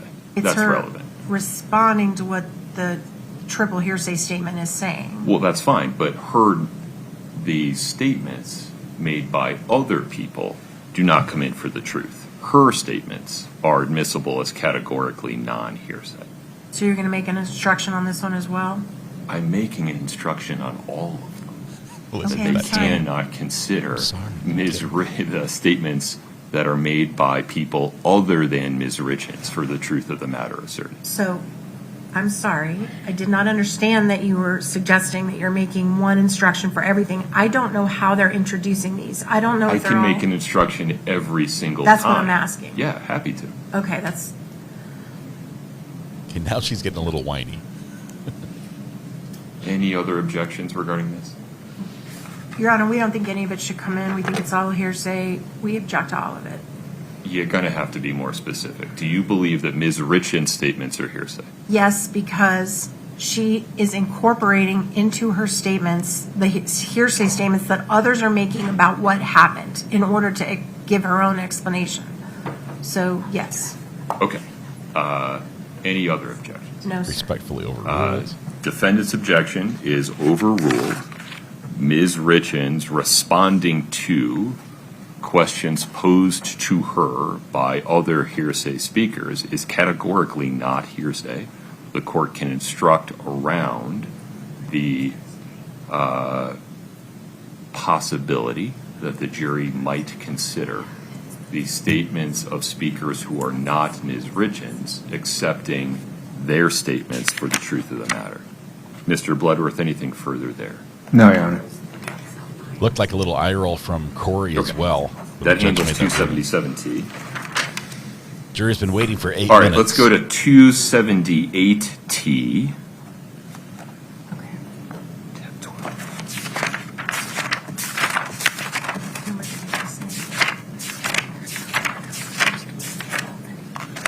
Mr. Bloodworth, take a look at page 11 with me, please. So, Your Honor, maybe I can head some of this Please. off. So this, along with, I think it's 2-90, right? This all goes to recovery of the walk the dog letter, which is entangled with a whole lot of Kouri Richins is in jail. I have a proposal. Why is recovery of the walk the dog letter going to be an issue that comes in before the jury? I've already ruled on any motions to suppress it. I don't think it has to. Here we go. I'm so sorry. Which number are we looking at right Currently, now? we're looking at 78T and 90D. Previous rulings. So at the outset, from the first state's 3 pages perspective, come in in. introducing the walk the dog letter, how it was recovered, I don't know that matters. And but I can envision a scenario where, for example, defense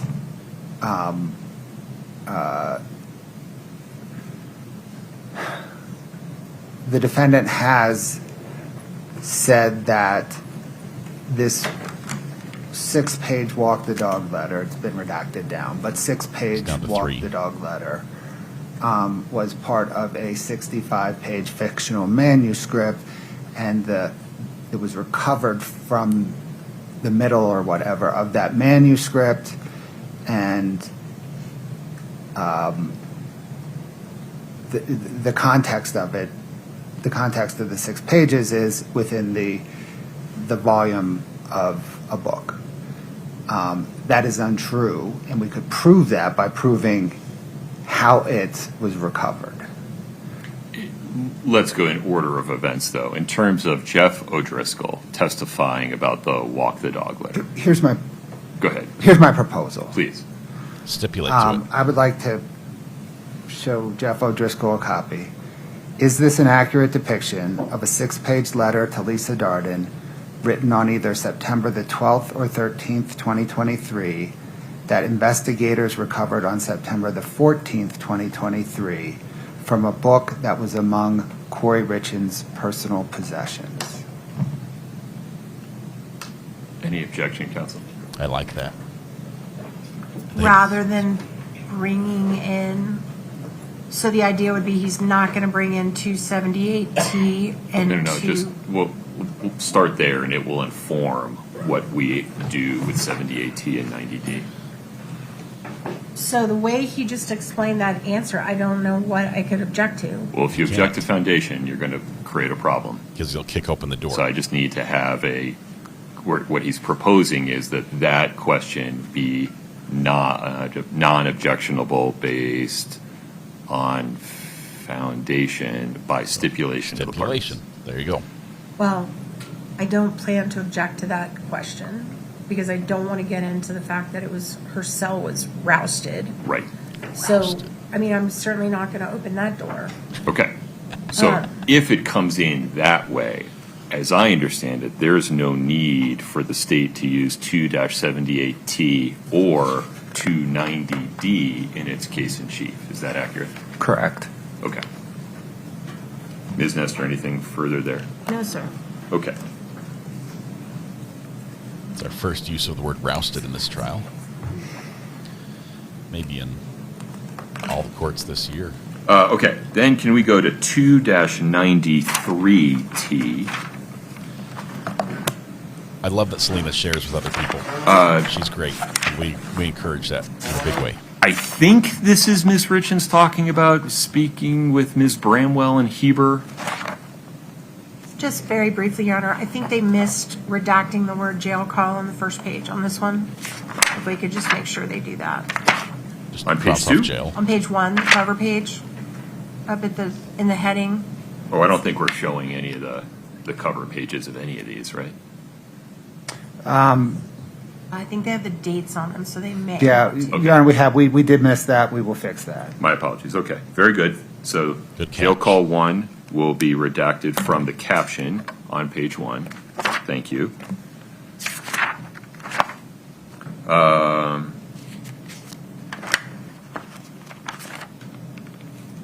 Help me out. What is the probative value of this one, Mr. Bloodworth? And is this only one that might come in rebuttal, or is this the case in chief?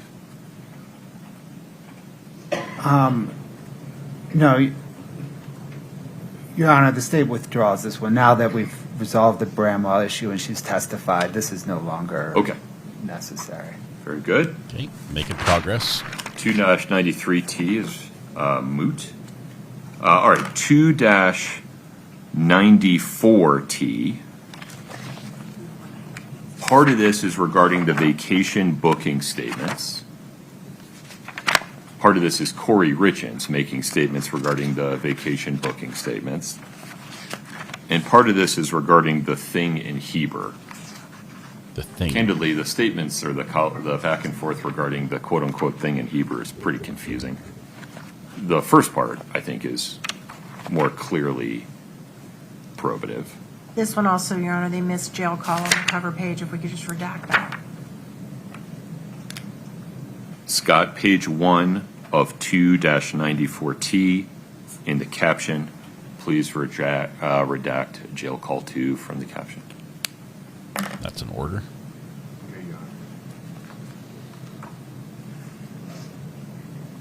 Scott is the fantastically mustached man sitting behind the prosecution.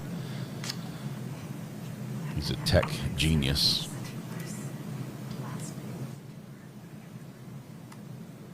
He can unplug it and plug it back in again faster than you can blink.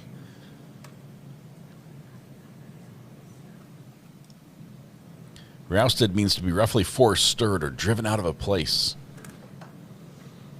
It's right up there with ransacked, right? Your Honor, at this point, because of the way the evidence came in, the state will withdraw this one as well. I can envision some corner cases where we might want to revisit it, but for now, let's just set it aside. Very good. Walk the Dog has been ruled on already. They've talked about how it's going to come in today. It is coming in, but only the first 3 pages. And then the video, 2-110, we don't need to offer that, right, Mr. Bloodworth?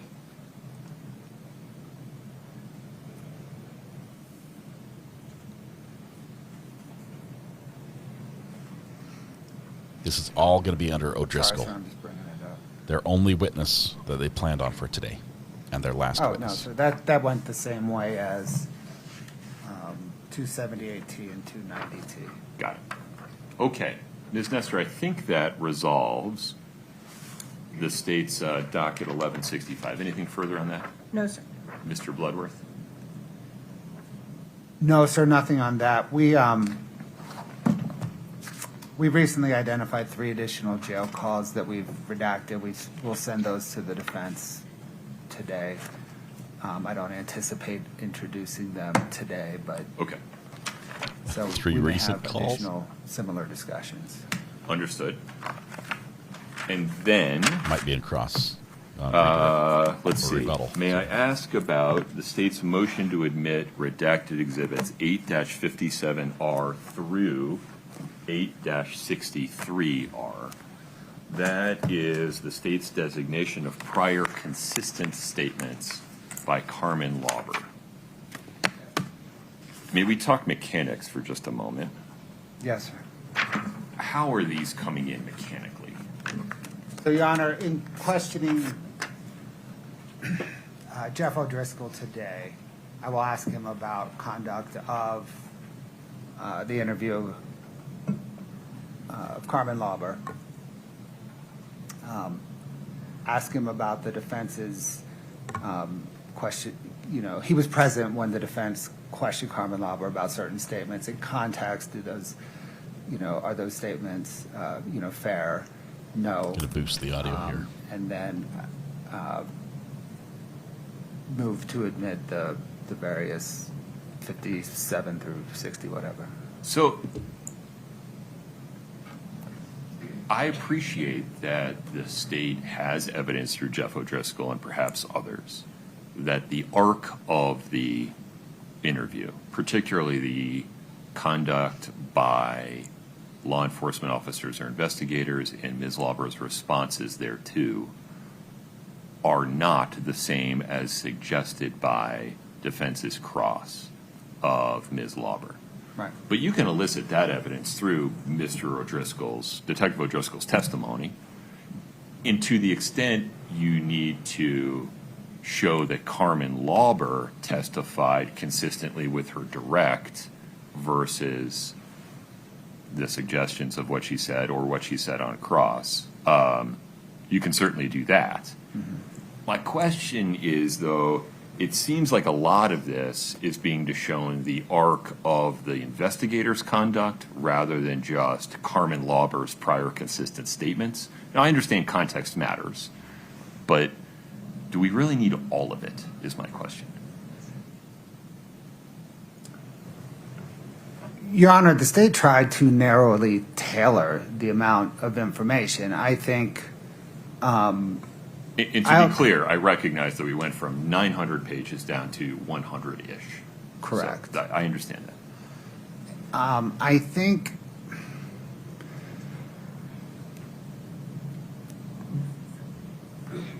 those 100 or so pages, narrowly tailored, are kind of the minimal amount to show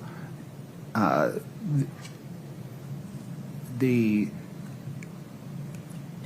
motive, Carmen Lauber's motive, that it was more, certainly there was a self-serving piece, but there was a lot more than a self-serving piece, and that she was not motivated by Detectives O'Driscoll and Maynard bullying her. Right. I think the full expanded 900 pages show that the best. I think the 100 or so we culled to show it enough. Do you have these as one kind of video clip that plays from interview to interview, or will you provide some signposts for the jury as you introduce them? Your Honor, we don't intend to publish them. We intend to make a few points from them through Detective O'Driscoll's testimony, provide them to the jury, and in argument argue something like, you heard the defense cross-examine Carmen Lauber. You heard Detective O'Driscoll's testimony regarding those interviews. You have them before you if you want to, or you have these excerpts before you if you want to dig through them and determine for yourself what the evidence proves. Okay. I appreciate the efficiency of this. I have a genuine question as to whether I can send these transcripts back into the jury room when I'm not sending other transcripts of other testimony back into the jury room. Your Honor, it's not testimony. It's It's evidence. It's an interview. I mean, we'd have to go through the Crawford analysis to figure out if Ms. Lauber's statements were testimonial. Now, there's not a Crawford problem because she was on the stand. Correct. But whether these qualify as testimony with respect to the concern that providing transcripts of certain give that certain testimony undue weight when transcripts of other testimony are not provided, that I have a genuine question about. So I'm not suggesting that you can't publish. Sure. I'm asking whether you have to publish but not admit.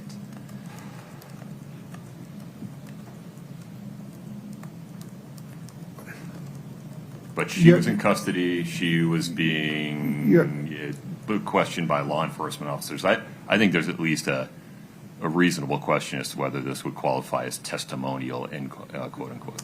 I think two things, Your Honor. In some measure, that's why the state moved to admit the entire shebang. But I appreciate the need for efficiency. Right. The second thought I have is, to the extent that the defense wants to further cross-examine Carmen Lauber on these, or Detective O'Driscoll or Detective Maynard, they're here.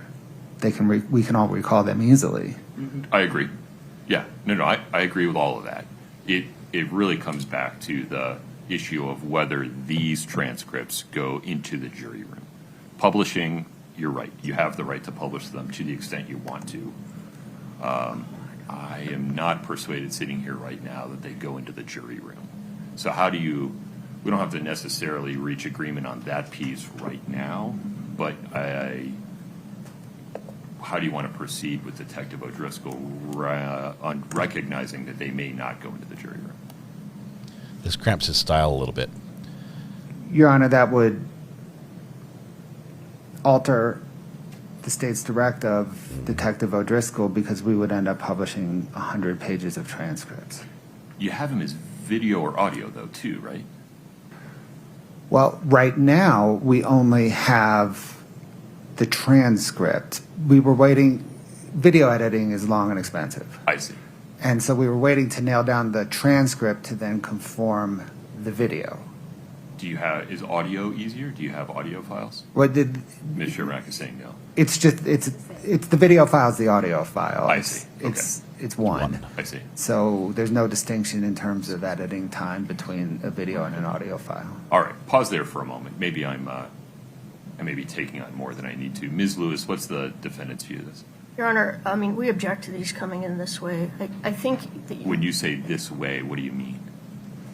By publishing any of these transcripts.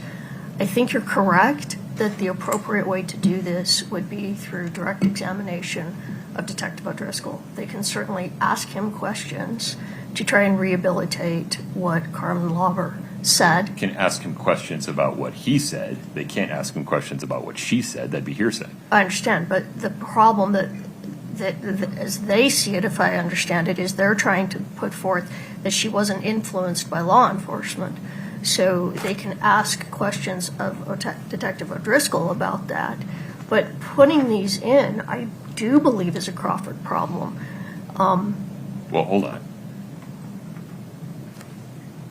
I need you to compartmentalize the objections here. These are being offered as prior consistent statements of Carmen Lauber to rebut a charge of either recent fabrication or undue influence. I understand. So, any objection under that rule? Yes, that should have come in under Carmen. During cross-examination, it's fully within our right to pick out portions of this interview. But you can recall her, right? I don't think that's our job to recall the state's star witness. They had her on the stand. I just asked you a yes or no question. Would you start there for me? Could we recall her?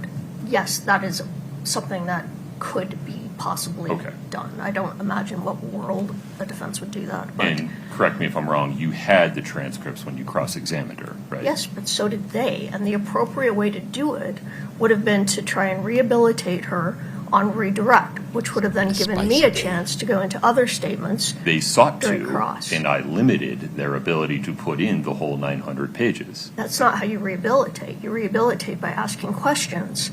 It's not by putting in an entire transcript. Well, you can do it, for example, by admitting prior consistent statements. And so I just need you to stay focused on that rule for a moment. I know I'm interrupting you. Yeah, you are. Yes, you are. I don't understand how you think they were supposed to admit prior consistent statements. Through testimony. That's not a prior consistent statement. The whole reason we have the prior consistent statement rule is because the testimony goes in a different direction. Or there's a charge of recent fabrication or undue influence.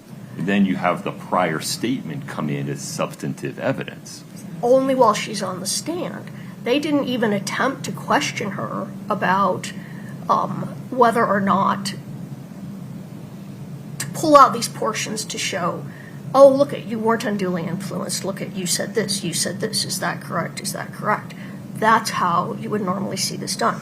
Then I could have cross-examined her. And I also want to point out that they have taken very small portions of this that leave out the portions of the interview where she is being influenced by statements of law enforcement. This makes it look like, they've cherry-picked what they want. And for example, I want to pull out the May 10th interview. I don't even understand why this would be coming in. All they've pulled out is a conversation between Ms. Whistler and Ms. Lauber that Ms. Lauber is supposed to testify before the grand jury.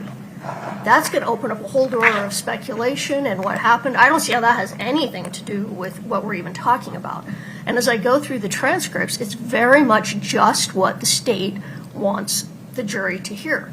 If we're going to do this, which I think is completely inappropriate, this is a Crawford problem. This should have been brought in through testimony when Carmen Lauber was on the stand so she could have been cross-examined. They can bring in what they want through Detective O'Driscoll because we still have an opportunity to cross-examine him. But to just send back portions of a transcript that we've not been allowed to cross-examine on that point out to the jury just what they want the jury to hear is inappropriate.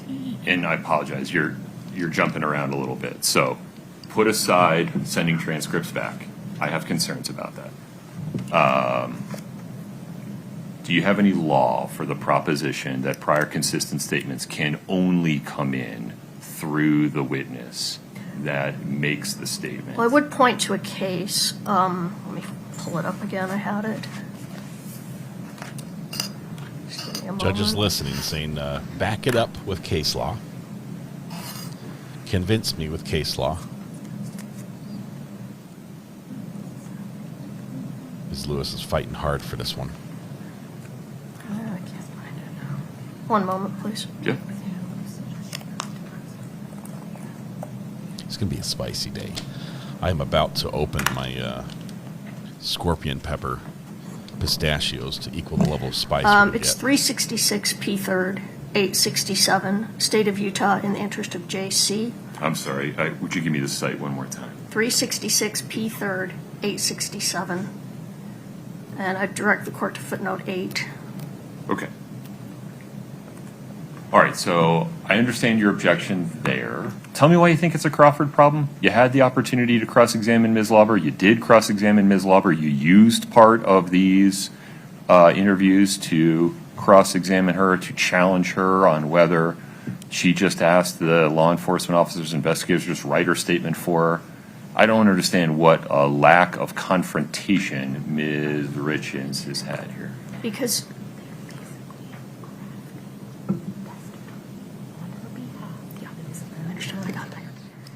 Because what is happening here is now they are basically crafting testimony on her behalf. They should have asked her these questions.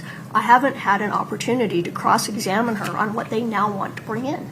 They should have brought it in through direct, and instead, which I get was difficult with her.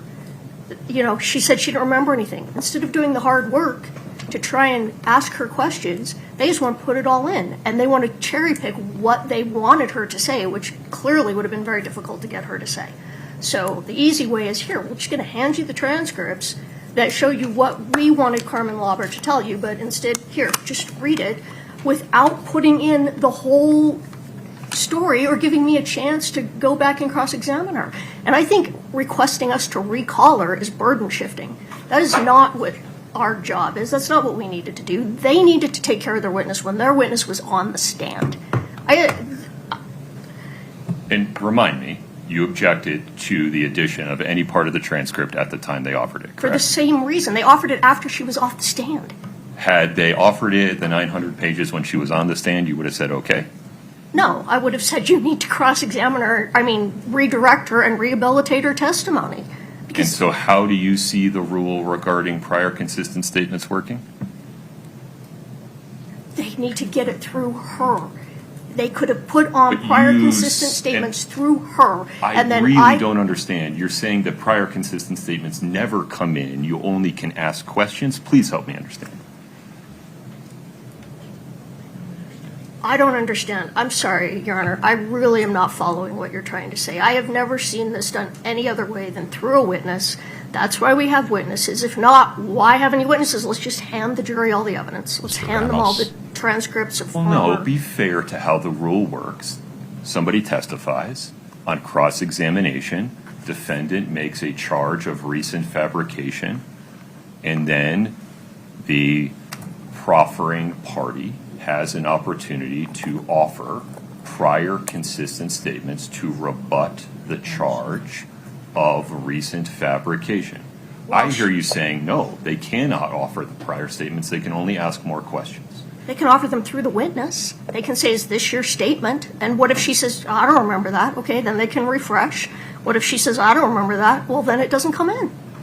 Okay, I think that's where maybe you and I differ on the way the rule works. Do you have any citation for law that says, unless the witness remembers, these don't come in? Well, off the top of my head, I'd have to spend some time, but I would look at Rule 613 of the Utah Rules of Evidence that talks about,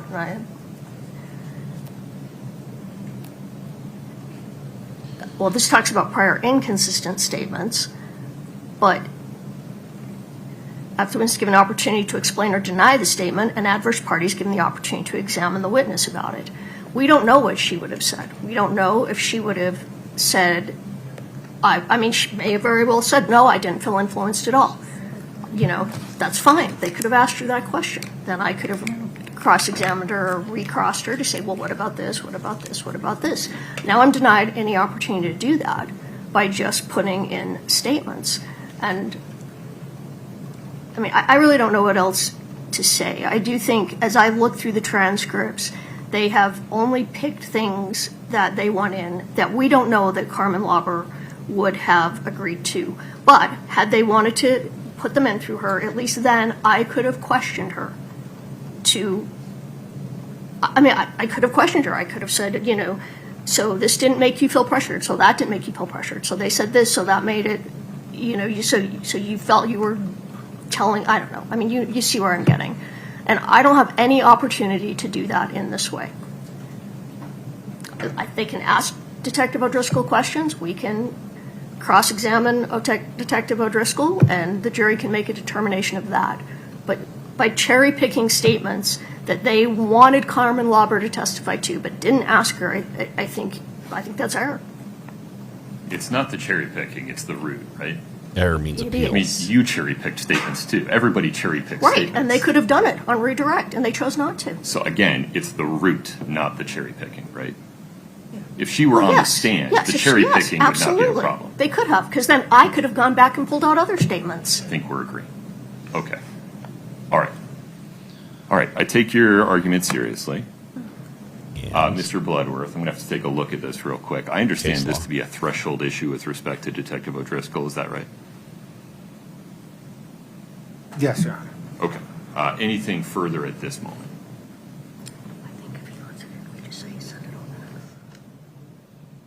That was an interesting whisper. I think if he wants it in, we just say send it all back with him.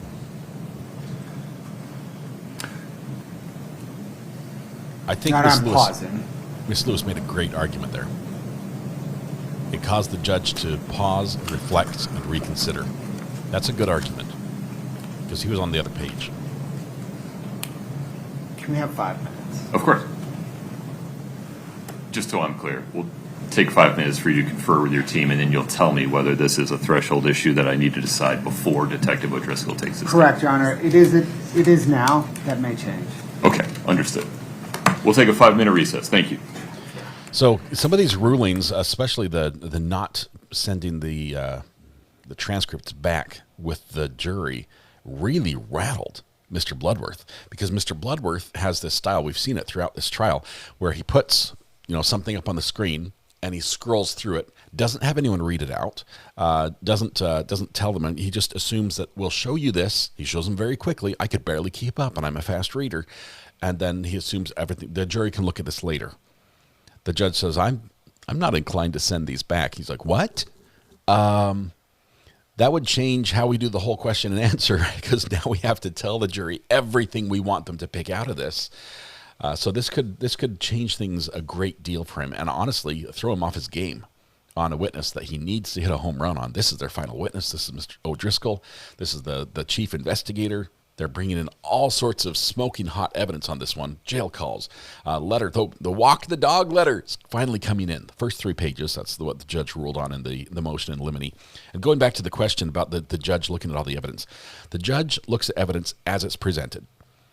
If there's an issue before court, before anything begins, and one side says that evidence shouldn't come in, they've seen all the discovery, defense says this piece should not come in, and they file a motion saying we think this item should be ruled on. Judge, you should look at this, consider the source, consider what it's being used for, all the rules of evidence as they apply, make a ruling on that. In that case, the judge looks at the evidence and he gets to know it really well, and then he'll make a ruling, and then that motion in limine will stand.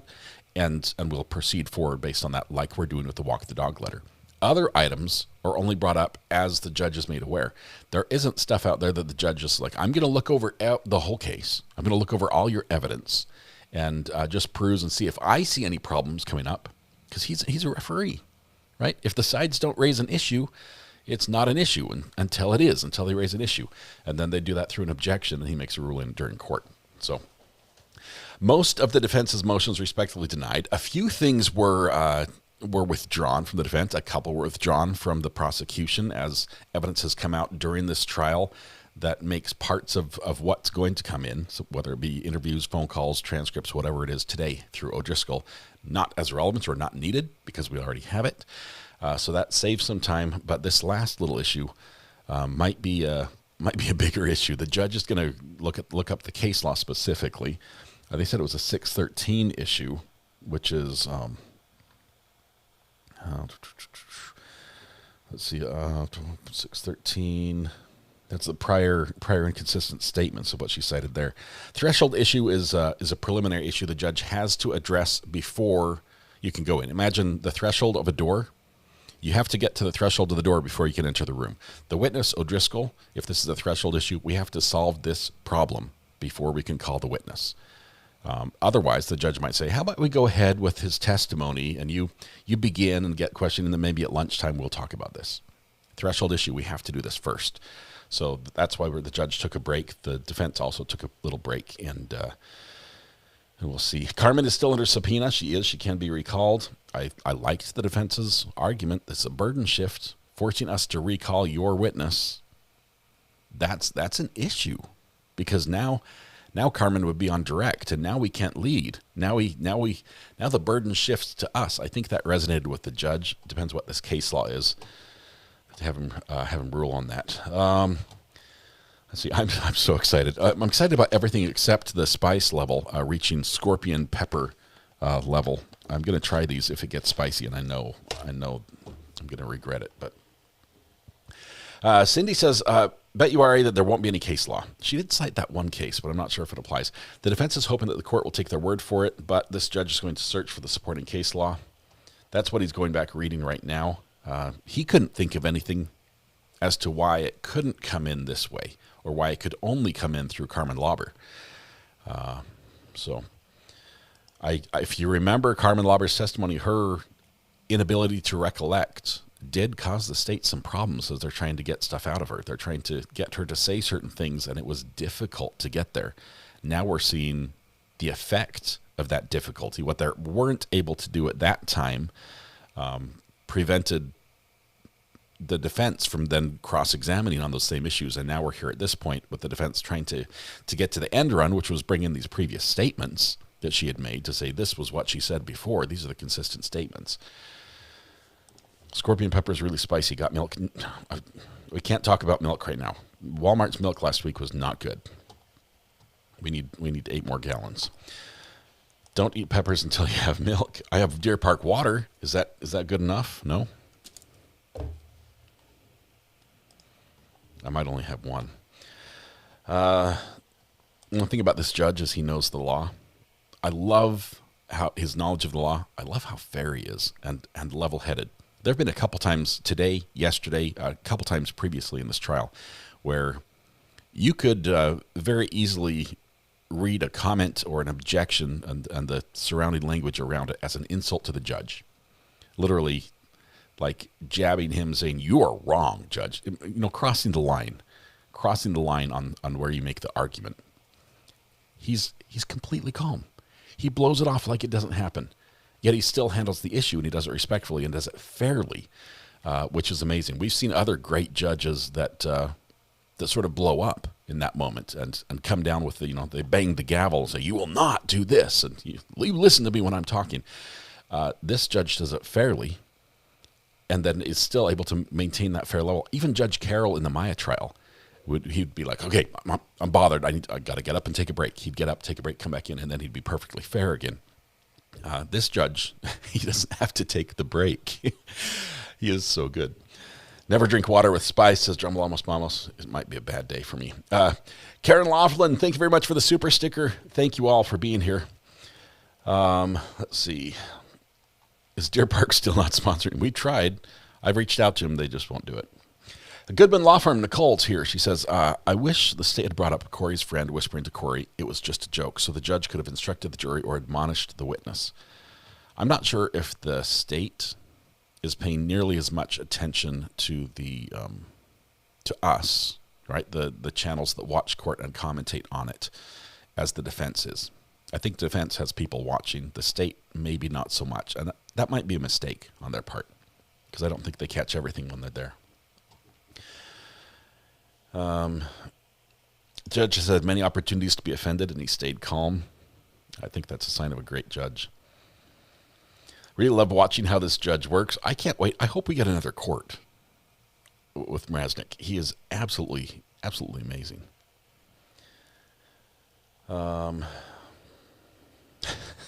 Just whip the chunky parts in the milk.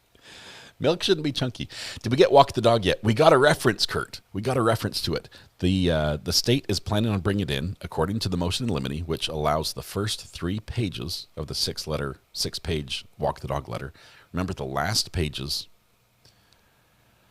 those were the ones where it mentions, tell so-and-so to talk to my attorney.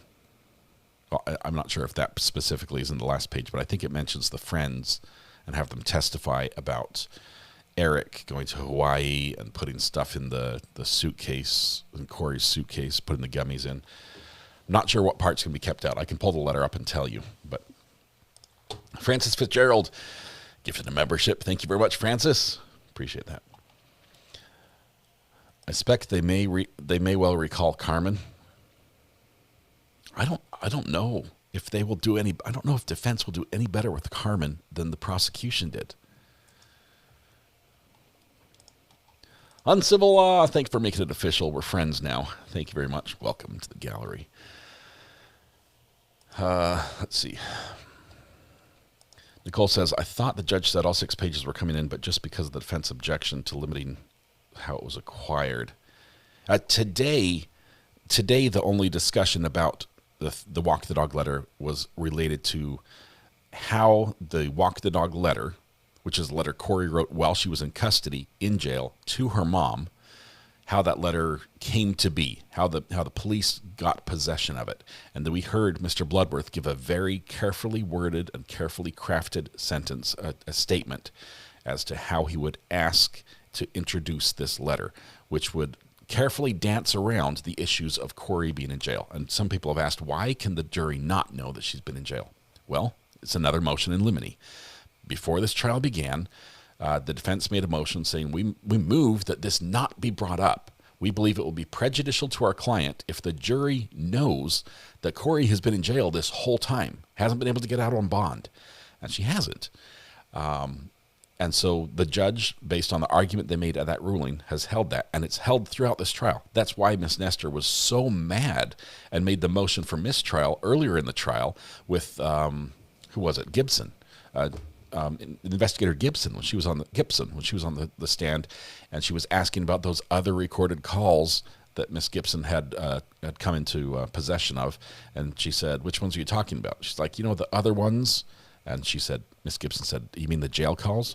Hands up in the air. Objection, Your Honor. Move to strike. Motion for mistrial.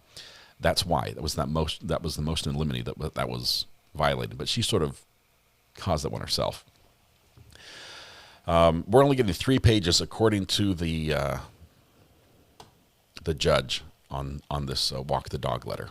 But we did review the whole letter. We read it on Friday when there was no court here.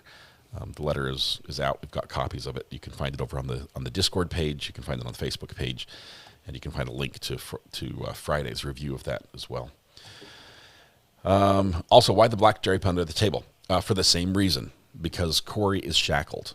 The observers, specifically the media, has been able to see that Kouri is shackled. The jury should not know that she's shackled because that's clear evidence that she's in custody. And that ruling, black around the table so no one can see their feet shackled to the floor, that helps. So anytime Kouri needs to move or get a break, the jury goes out so they won't see her be unshackled for that. The manuscript argument. Oh my goodness, Sharon. We already know that Kouri wrote a book, right? Kouri wrote a book. It was about grief. It was for kids. Are You Still With Me or something to that effect. There might have been a ghostwriter. I don't know. But she was basically advertising this book when she got arrested. She wrote it for her kids because, it's so hard to deal with grief and having your father pass away like he did, just out of the blue, no notice, shocked all of us. Yeah, well, now she's charged with his murder. And while she's in jail, she says she's writing another book. And that book just happens to have a chapter in it that has the names of all the key players in this trial, her mom, witnesses, her lawyer, everything else. She says this was a manuscript for a story she's just dreaming up in her head. It's pathetic. The state says we can prove it was not. All right. In the letter, nothing about the HELOC is coming in or the sisters being jealous. Let's see. Apparently my fraudsters like Applebee's because that is where they tried to charge my card.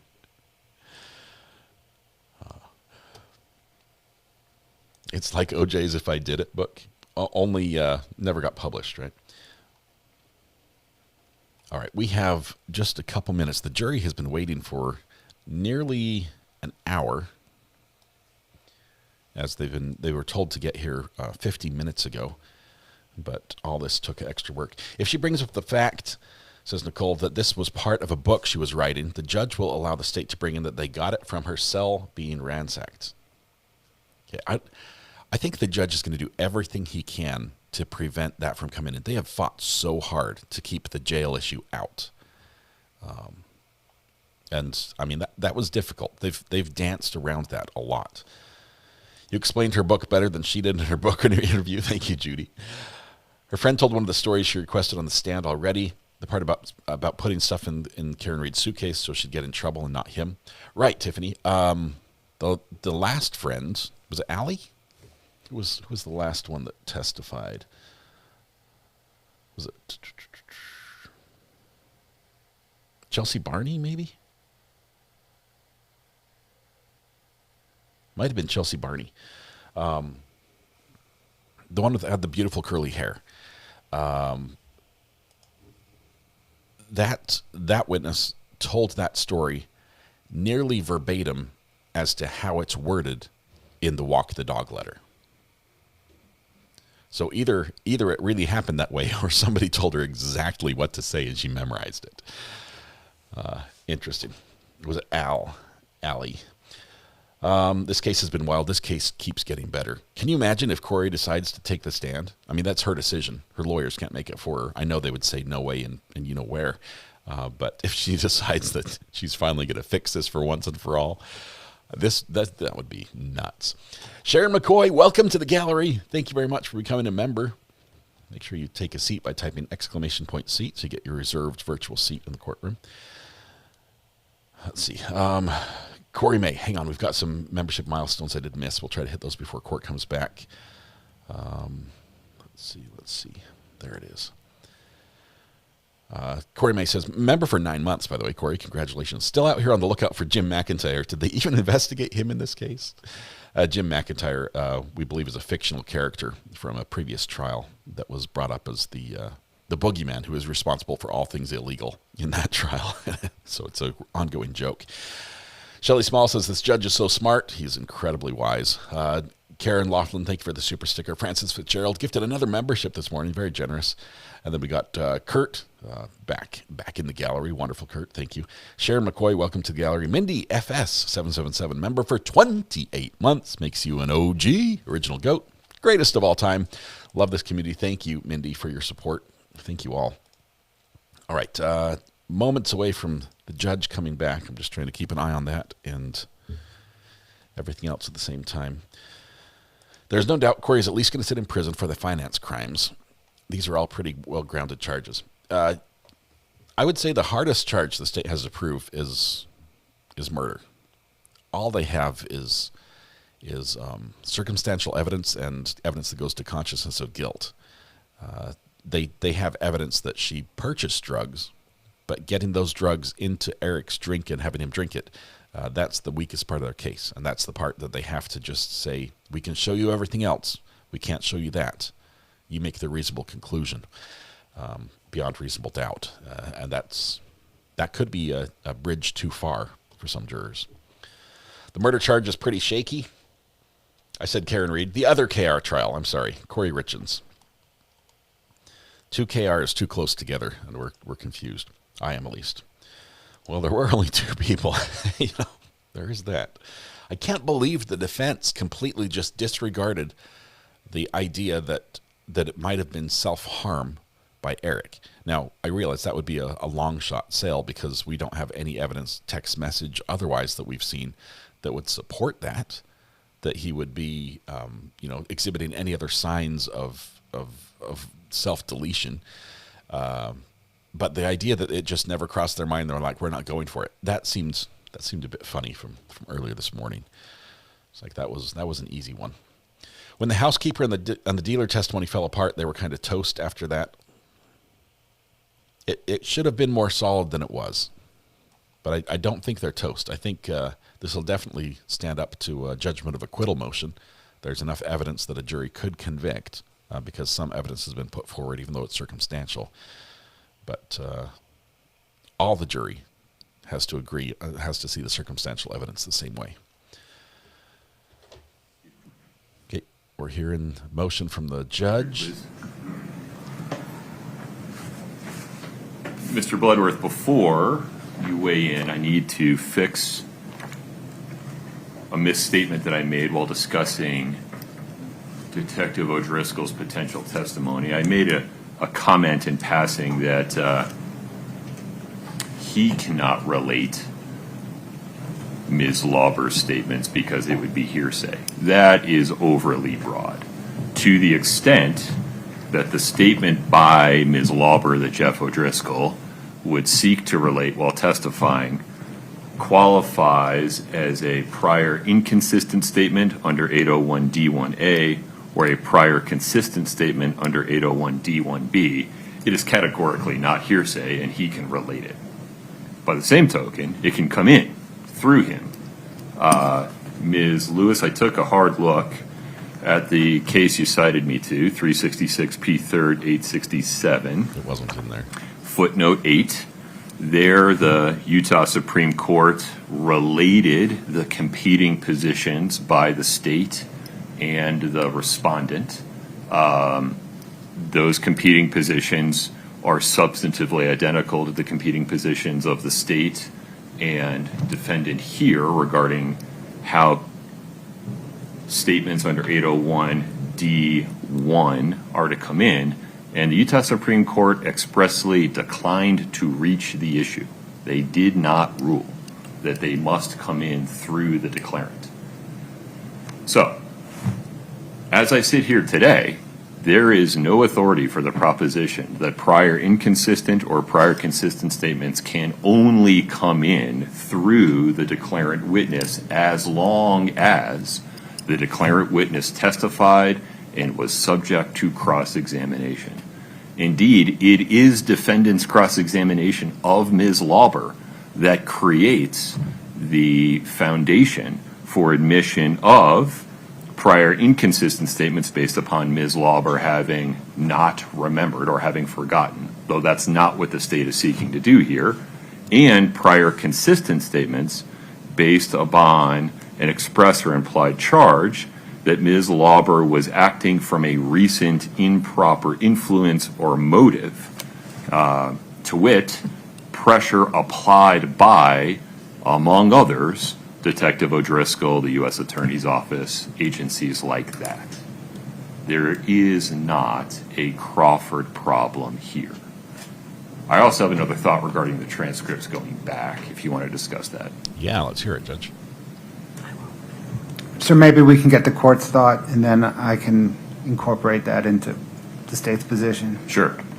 Under Wyatt v. State, 2021 UT 32, under paragraph 21, the Utah Supreme Court abrogated the common law rule that prevented testimonial transcripts from going back into the jury room based upon a concern of undue influence on the basis that Rule 17K of their Utah Rules of Criminal Procedure does not allow for any categorical exceptions to exhibits going back with the jury, because the jury may take with them, quote, all exhibits, end quote, except those, quote, that should not, in the opinion of the court, be in the possession of the jury, end quote. Now, typically that's guns, knives, poison, explosives.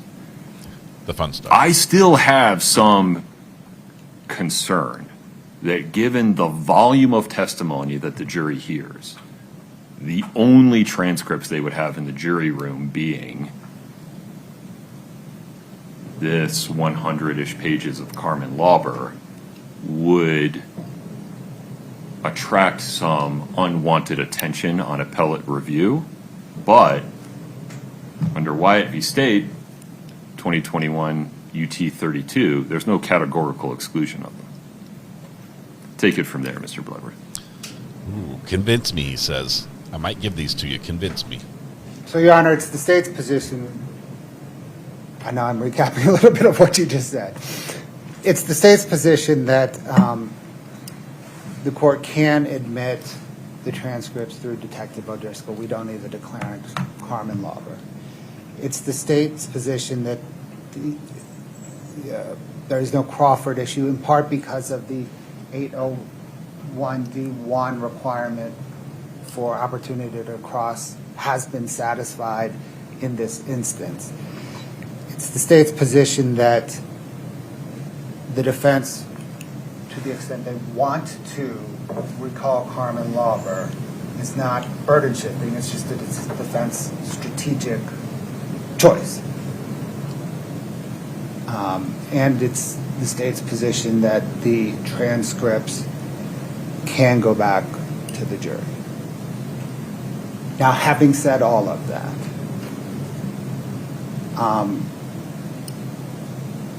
prophylactically and out of an abundance of caution, the state is trying to, through her attorney, recall Carmen Lauber, put the transcripts in through her, and then publish 100 pages of transcript. As much as the state thinks that is horribly, horribly inefficient. We just added to the trial a ton. We've reached out to her attorney. I do not yet have an answer. Okay. This is a threshold issue for, I don't know, the midpoint of Jeff O'Driscoll's examination. So we can go till lunch, though.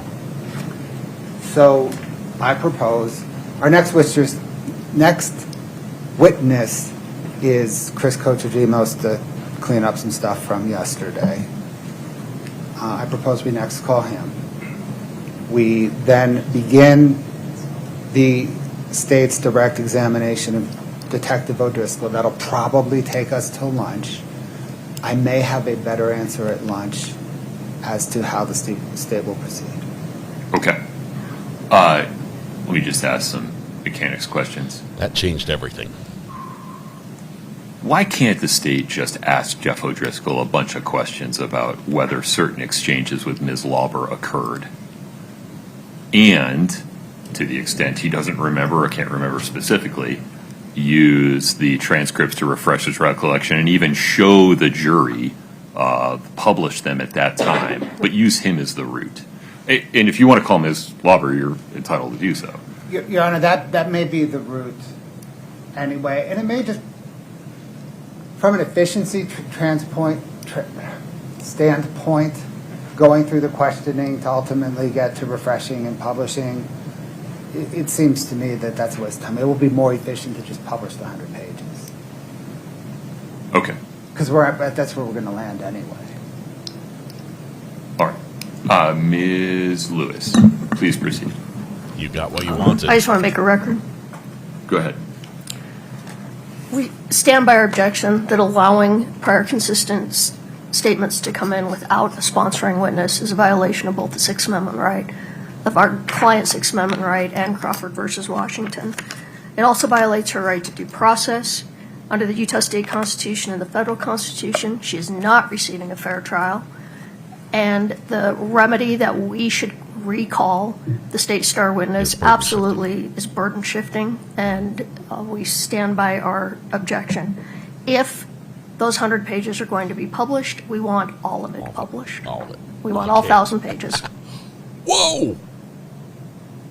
All right. Whoa! And how do you want that to occur? Through Lauber. Do you want to just play the interviews with Ms. Lauber? Sure, we could do that. We could just play them all. They're 7.5 hours, but that's how we want to do it. And tell me why you want to do that.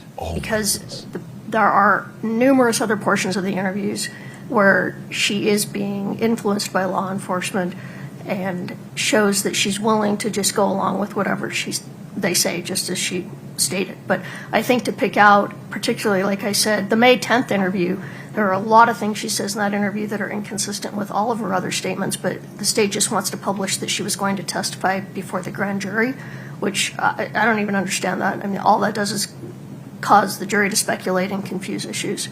And that's just one example out of what they've pulled out of the transcripts. We're back where we started, Mr. Bloodworth. This is the position the state originally took. This is a poison pill. Does this change anything? Sorry for the analogy, but... Your Honor, it's largely the state's initial position. The initial position of the state was then not to publish them, right? It was just to send them back so that the jury could, if they wanted to. I'm happy to send the whole things back. Ms. Lewis, speak to that. We're not asking, that's only if, we are not suggesting that that should happen, only if we're overruled. We'd rather it all go back. Part, you got to be a little bit specific. We're not suggesting, it's not our position that any of this should go back. We're only saying if the court's going to allow some of it to go back, then under Rule 106, we need it all to go back. Forgive me, you've pivoted again. It's stay away from going back. Let's just stay on publishing. 1,000 pages. So I understand defendant's position to be if any of it's published, all of it has to be published. Correct. Okay. In response to that, the state, as I understand, is suggesting I'm inferring in the interest of efficiency, rather than publishing all of it, just make all of it available to the jury through the recordings, and then allow counsel to make whatever arguments they want to make about, you should go back and listen to this part, because you'll see this is what was happening. Speak to that for a minute. You could do that by stipulation. I'm not going to stipulate to that. Nope. No. So our you're objection saying stands. Let me start again. Imagine that your objection to publishing anything is overruled, and that's the world you're living in. How do you want to proceed from there? I mean, I think I said that, then it should all go back. Or, Again, you keep skipping to going back. I want you to talk about publishing for a minute. It's showing up on the screen. see, my hesitation is just efficiency. Like I said, it's over 7 hours worth of video. But if that's how the court wants to do it, then yes. No. That's what I'm asking you. So imagine, here, I'll just make a ruling. I have considered carefully the authorities cited by defendant and the state. I've looked at the text of Rule 801. Ruling as a matter of law that, one, there's no Crawford problem here because Ms. Lauber testified in open court under oath, was cross-examined in open court under oath. It is the cross-examination of her regarding the conduct and circumstances in her prior interviews with law enforcement and other agencies that creates the circumstances providing the foundation for admission of her prior consistent statements under 801D1B. So the defendants further, the court is not persuaded that the only witness through whom a prior consistent statement may be admitted is the declarant witness that made the statement. The court has not seen any authority for that proposition. So to the extent the defendant objects to any of Ms. Lauber's prior consistent statements coming in any way, that objection is overruled. So, Ms. Lewis, take it from there. Some of her prior consistent statements as designated by the state are admissible under Rule 801D1B. It's how we're going to provide that information to the jury that I need some input on. Well, we could just publish. We could admit and send back into the jury room. Speak to those two options. Well, my understanding was that under the case you just cited, Wyatt, that you were going to allow the portions to go back to the jury room. Did I misunderstand that? Well, I think there's a basis to do so. It gives me the willies, quite frankly, and that's why Mr. Bloodworth, out of an abundance of caution, is saying prophylactically to prevent any appellate issue there, we would just publish. But if the defendant believes, Judge, if you do this, the least prejudicial way for us to do it is to send the recordings, all 7.5 hours, into the jury room and allow counsel to make arguments about what they show and what the jury should take from them, you could do that by stipulation. No, I don't want to do that. I think that even though it's not efficient, the appropriate way is if any of the interviews are going to be published, they all need to be published. Okay, only published. Correct. All right, I appreciate your position. Mr. Bloodworth, take it from there. Are you still going to call Carmen? Now that the judges said you can do it through O'Driscoll. Your Honor, the state moves to just publish the narrowly tailored versions that we proposed as whatever it is, 8-57 through 63R. Back to the original. I think beyond so, I don't think there's a 106 concern beyond that. I don't know. We're going to find out, but okay. Yeah, and as a compromise, the state is fine with sending full videos back or some mix of publish the narrow pages and send a full video back. But the notion of publishing nearly 10 hours of interview is, I don't think it's productive. I think it's a waste of the jury's time. Okay. Ms. Liz. We object to it all going back. It's the same problem. The problem arises is the same as, well, let me rephrase that. The jury's been told they're to rely on their memory of witnesses. If the whole thing goes back, they can go over and over and over her statements on the video, which is not what they can do with any other witness. So if it comes in, it needs to be published, and then they have to rely on their memory just like they would with any other testimony. I appreciate that position. Why are we publishing all of it rather than just the parts or some parts of what the state has designated? Because there are, I mean, I already made my issue or raised the issue about the May 10th. We'll get transcript. there specifically. Any others? Yes. I would have to go through, I have gone through, but to go through right now every specific part.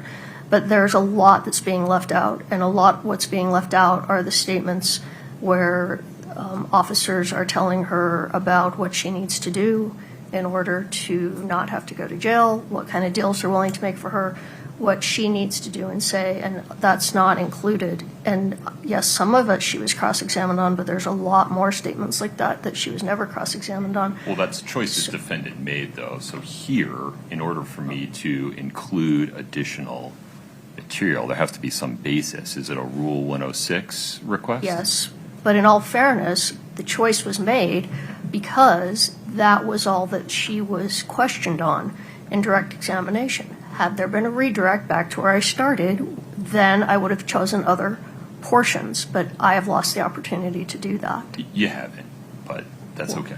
You can certainly have access to this witness. Well, I think we've made our record on that. Are there Rule 106 portions you want to add, having reviewed the designations?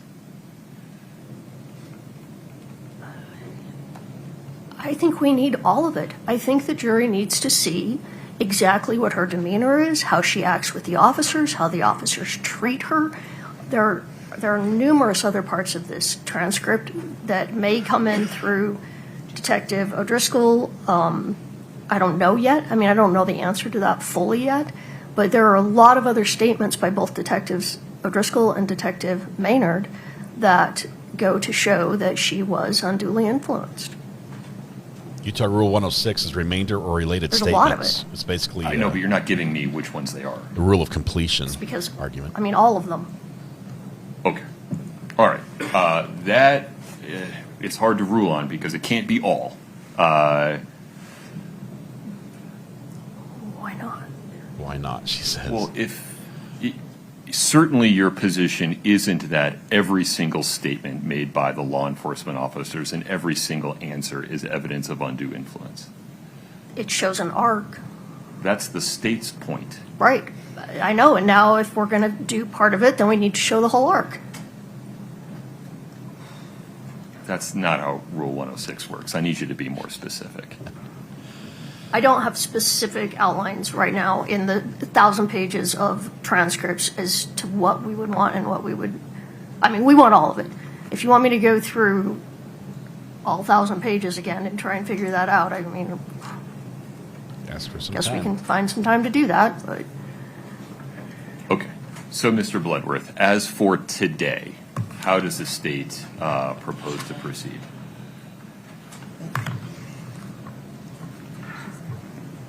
So I propose we call Chris Cotodemos. I then will call Jeff O'Driscoll. We will get to maybe, 45 minutes into his argument before this will become an issue. Wow. Okay.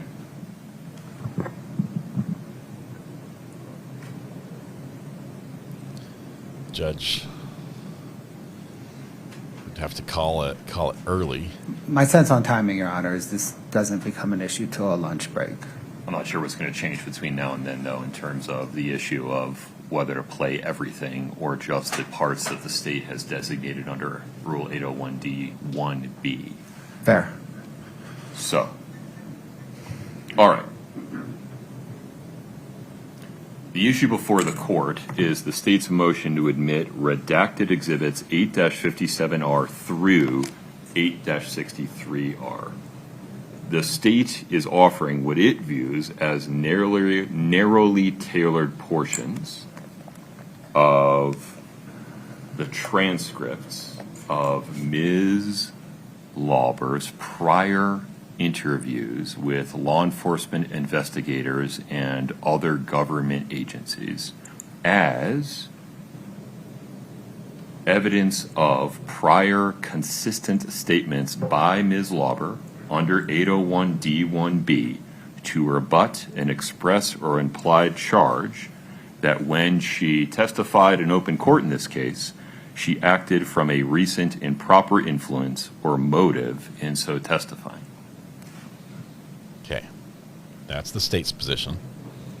In response, defendant does not provide a sufficiently specific argument that the state has over-designated any of these portions beyond what would be permissible under 801D1B. And though defendant makes a Rule 106 argument regarding additional portions that would be necessary to provide context for, explain, or qualify Ms. Lauber's statements, their position is that all of it does. And that does not provide the court with a sufficient basis to rule one way or another whether other additional portions of these prior interviews are required to be included under Rule 106.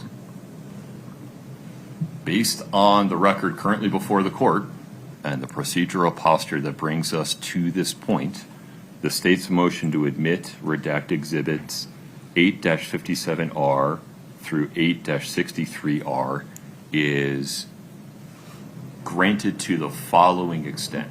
The state may publish these exhibits and use them with witnesses that are on the stand. Sitting here today, the court is not prepared to rule and does not rule that 8-57R through 8-63R may go into the jury room as admitted exhibits under Rule 17K because, sitting here at the moment, the court determines that they should not, in the opinion of the court, be in the possession of the jury to make absolutely sure that the jury does not give undue influence to these specific portions of a single witness's testimony as compared to the testimony of all the other witnesses in this case. Mr. Bloodworth, anything further on that? No, Your Honor. Ms. Lewis.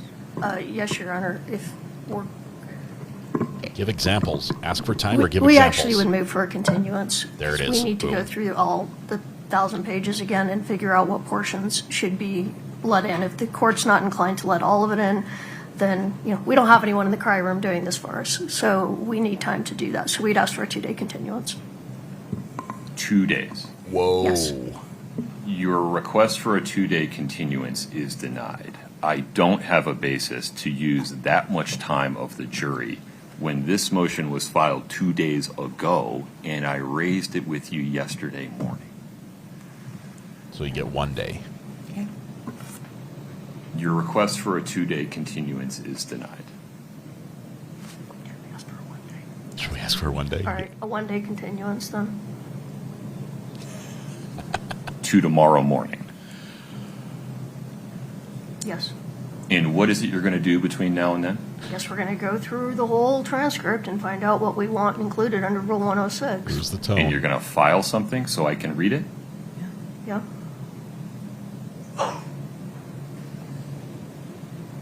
Mr. Bloodworth. No objection. Your Honor, the state objects. Not only did the state file the motion 2 days ago with the specific portions, this whole issue was teed up last week when Carmen Lauber testified. I don't think there were any surprises in the motion, and I think the state's motion and the redacted versions it filed were probably what everybody expected.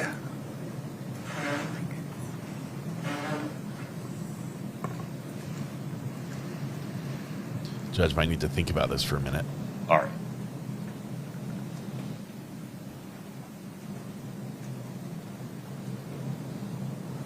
And Ms. Lewis, you'd be filing something in writing that had additional either Specifics. Rule 106 inclusions or some identification of where the state has over-designated things, correct? Yes.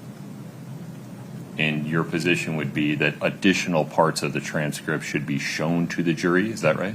Yes. That is so slow. There's just no way this is going to work. There's no way we can edit the video. I'm not tracking, Your Honor. Each of these transcripts corresponds to a video of an interview, correct? Correct. It would seem that watching and listening to the video is more efficient than reading the transcript. Oh, 100%, Your Honor. Based on the ruling right now, like 2 minutes ago, we have launched our video editor to create the video now of the narrowly tailored portions. That's how we would publish them. Is by playing the video. Okay.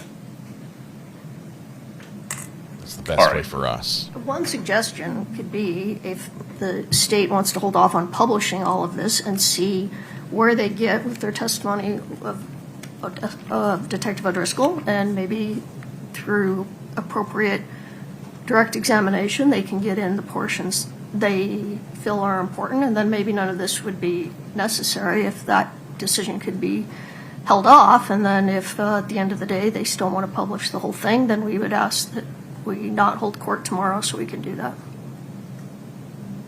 I think that would be more efficient. Maybe. Your Honor, we're going to want to publish it. Let's just cut to that chase. All right. He loves to publish it. He Folks, likes the give me juries 5 to read minutes. along. Actually, just give me till 11. Judge says, give me 7 minutes. Okay. We're in recess. Okay, it's time for the goat. Wow. Okay, this is, I think Kurt's going to call in. I think the defense opinion, their position, did resonate with me. I think they are in dangerous areas for appellate reasons. When you ask for the rule of completeness, I think the judge not knowing what's there and they saying it's all over in there, I think it's, I think this is Kurt. Hang on. Kurt, can you hear me? There's my computer not working. Sorry. Hang on 1 second, Kurt.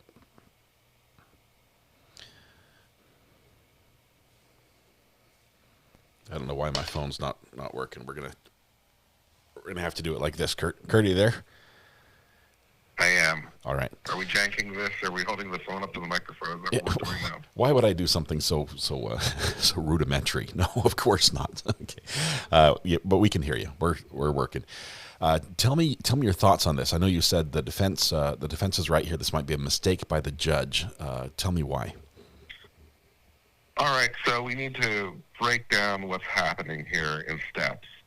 So the first thing is that they don't allow transcripts of the testimony to go back into the jury room. The reason for that is it's deemed to be unduly prejudicial. The jury has to rely on its memory. So that's the baseline. Like, okay, now we have these specific transcripts of these recordings that we want to bring in. This wouldn't be testimony from the stand. This is prior transcripts. But the judge says, okay, it's kind of the same problem. If I allow these transcripts of these videos to go back, now this is something that the jury no longer has to rely on its memory, right? They can just read it. Yeah. And that's unfair because it makes this particular testimony more impactful or different than other weight. testimony, right? Yep. Right? If I let everything go back, then, fair enough, but I can't do that. If I let just this thing go back, it's something they can just read verbatim, and that makes it unfair relative to every other testimony. Okay, so we can't do that. Right. Next solution, we have the video itself. All right, so should that go back to the jury room? No, same problem, right? This effectively is testimony. It's a prior recording. But if we let the video of those recordings go back to the jury room when they're deliberating, they can just play it over and over and over again instead of relying on their memory. And I believe the video is synced with the transcript as well. So it's basically the same thing, just in video form. Same problem. All right, so we can't do that. All right, so what are we going to do? It's like, well, we have two options, I suppose. We could read the transcript from the stand. We could do that. Or because we have the videos, we can just play them. It would be better to play the videos. This makes sense. It's the better evidence. It's available. Right. So we'll play the videos so the jury can see it, but we won't let it go back to the jury room. Fine. Now, the prosecution obviously wants their favorite parts of the videos to be played. They only want the parts they want to be played because they want to make the case they want to make. It makes them look good. That's understandable. Mm-hmm. It makes them look good. It makes their case. They like those parts. It's their favorite parts. They'd like to talk about those if you don't mind very much. Defense is all over here like, no, we have a massive problem with that because of the rule of completeness, right? This is Rule 106 they keep talking about. Basically, the rule is if you bring part of it in, you can bring all of it in, because that way, to prevent this kind of gamemanship from happening. Yeah. The judge doesn't like that answer because it would mean bringing in 8 or 10 hours of video. And he doesn't want to do that because he doesn't want to do the time. Okay, so he's being a little bit lazy about this, to be quite honest, in my view. It's not like 100 hours of video, it's 10 hours. In my view, bite the bullet, play it all, live with it, it'll be fine. We live another day. What do you think? What do you think about the defense using this as a poison pill, trying to prevent the prosecution from doing this, or making the prosecution look bad in doing it, saying if you want some, I'm going to make you do all of it, and it will be burdensome. Especially when at the time they suggested that, they were thinking about calling Carmen Lauber back and painstakingly dragging her through each of these pages. This was a poison pill, right? Well, maybe, but I think the judge is entitled to it, and I think the judge is right. Or I apologize, I think the defense is right because of the rule of completeness. Maybe it is, we'd like to play our favorite hour worth of it, and the defense is like, no, we want to play 10 hours of it, screw you. But I think the defense is right under rule of completeness. You want to play your favorite parts in isolation, the clips that you like, and, we don't like that. We want the whole thing to be played so the jury has the whole context. So maybe it is a poison pill, but I still think they're right on the law. And so what the judge apparently is now considering is allowing them some continuance to make more targeted rule of completeness objections. It's like, could you perhaps narrow this down at all so that we don't have to play everything? And that's apparently what he's now mulling over. And to be fair, throughout this trial, there have been some accusations that defense has not been prepared as they should be at different points. And this would be one where you could probably make that argument again, that you should have had at least some examples. Like have 1 or 2 or something you can pull out of that 1,000 pages saying, Judge, it's all over here. For example, on this page, and just bring one. Just show him what he's missing. Show him, just say, look, this supports our argument, and there's a lot of it. I don't have time to show you all of it, but this is the nature of what we're missing, what we want to have it all played for.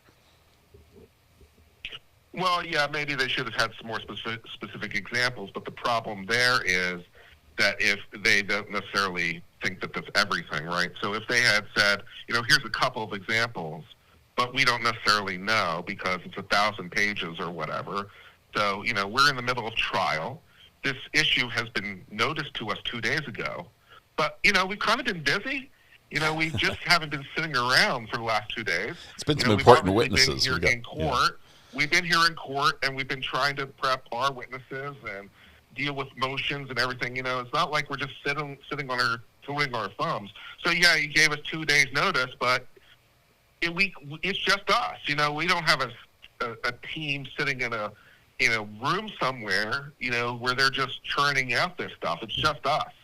So, we've kind of been busy, so we haven't had a lot of time to go through this. So maybe they should have had a few examples, but they wouldn't have been able to say everything. It's just not realistic. They didn't have the time. Yeah. They flat out did not have the time to go through it and tag everything. They just couldn't do it because they were busy with other stuff.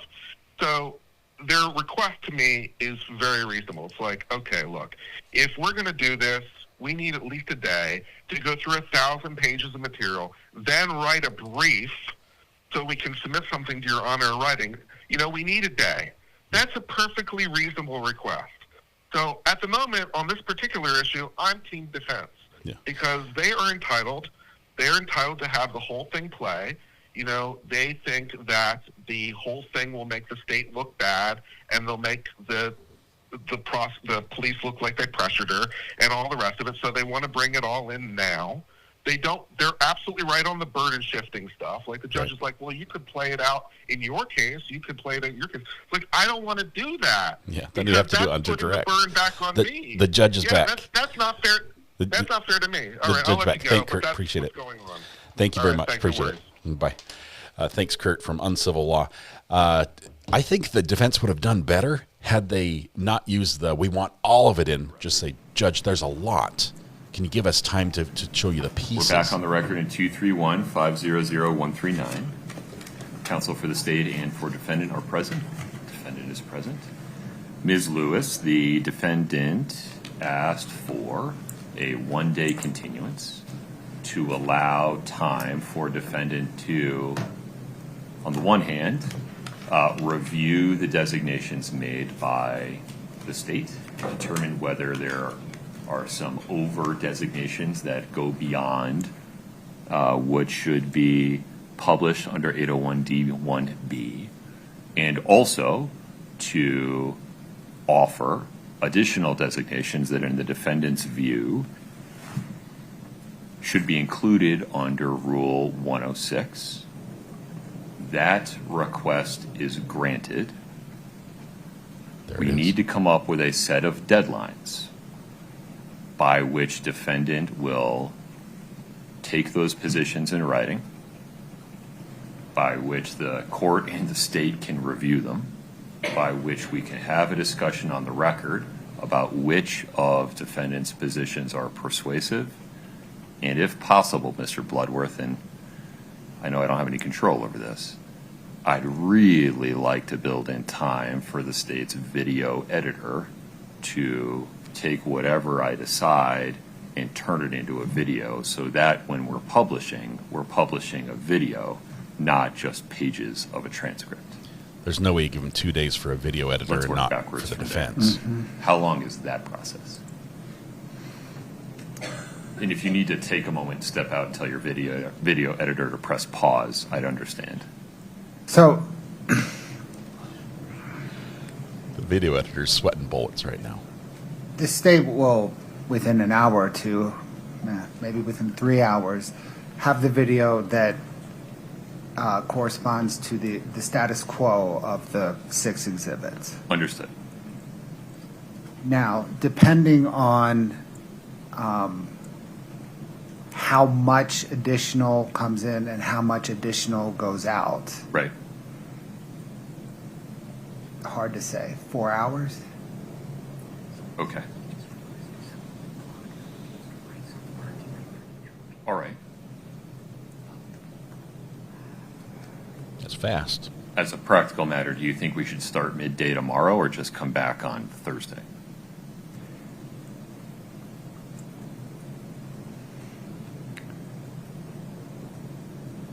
I was hoping to come back midday tomorrow. So we can do that, assuming. Was the court considering a deadline from defense something like 6 p.m. today? Yes, something like that. If we get that at 6 p.m., my sense is by 8:30 tomorrow, the state will have a response. The court rules by 9:30. 9:30, we can probably get the video done. Okay. Ms. Lewis.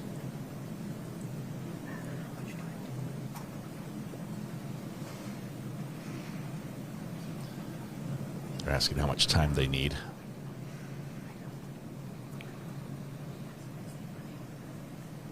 Defense is not getting much time to go over 1,000 pages. They're going to have to, they're not sleeping tonight. Discussing, I don't think we can get it done by 6. Yeah. I don't understand why I mean, the transcript is only 1,000 this much stuff printed in 12-point font. But The Rule 106 designations would be immediately before or immediately after. And to the extent you're going to de-designating, you're just taking stuff out of those. So it's a relatively focused inquiry. You can go back and watch Carmen Lauber's entire direct and cross on Court TV at 1.5 speed to refresh your recollection of what she said on the stand in order to determine whether this is consistent or not. To the extent you want to get more beyond this, I'm not sure you're entitled to do that. That's what they were doing. I don't understand. What Well, you mean. if, for example, there's 200 pages of interview with Jeff O'Driscoll the first time, and the state's just trying to put in 20 from the beginning, you don't get to skip to the end and say, well, these last 40 would be really helpful to us. We made a strategic choice not to ask Carmen Lauber about them when she was on the stand, but we'd like to put them in now. That's not this exercise. I'm not sure I understand what you mean. The portions of the transcript that they pulled out are from portions of all 7 interviews. I agree, but they're not. They're just portions that are prior consistent statements. And so it's, did they over-designate? This goes beyond a prior consistent statement. Or is there some stuff immediately before or immediately after under Rule 106 that's required to qualify, provide context, or explain? Your Honor, can I add a small wrinkle to that? Sure. In addition to prior consistent statements, it is rebuttal on recent motive to fabricate. That's yeah, that is the same. That's that's the prior consistent statement rule. I think there were 2 separate things in 802D1, but maybe we're saying the same thing. 801D1B. I mean 801D1, yeah. Is consistent with the declarant's testimony and is offered to rebut. So Right. it's the same rule. Okay, got it. I don't see you doing prior inconsistent statements based upon a lack of memory. Nothing in A. Right. I think we see it the same way. Okay. We have till 11 p.m. No. I need time to read it. The state needs time to read it. This is possible. I want to make sure that we have a common understanding of what you're doing, what you'd be permitted to do under 801D1B and Rule 106.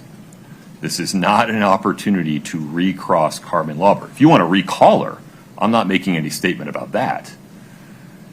But to the extent there was stuff you wanted to put in your cross that you didn't, you're stuck with that for now until you recross her. If, on the other hand, there is an over-designation by the state under the bounds of 801D1B, I need to know. And if, in defendant's view, there's a Rule 106 inclusion that's required before or after these designations, I need to know.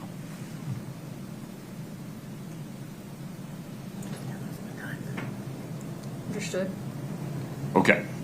So 6 p.m., we need it in writing, filed in the case, please. If you would separate out what you believe need to be de-designated versus what you need to be, what I think needs to be added under Rule 106, I'd appreciate that. We'll reconvene at 8:30 tomorrow morning. Yes, Mr. Bloodworth? Yes, sir. Okay.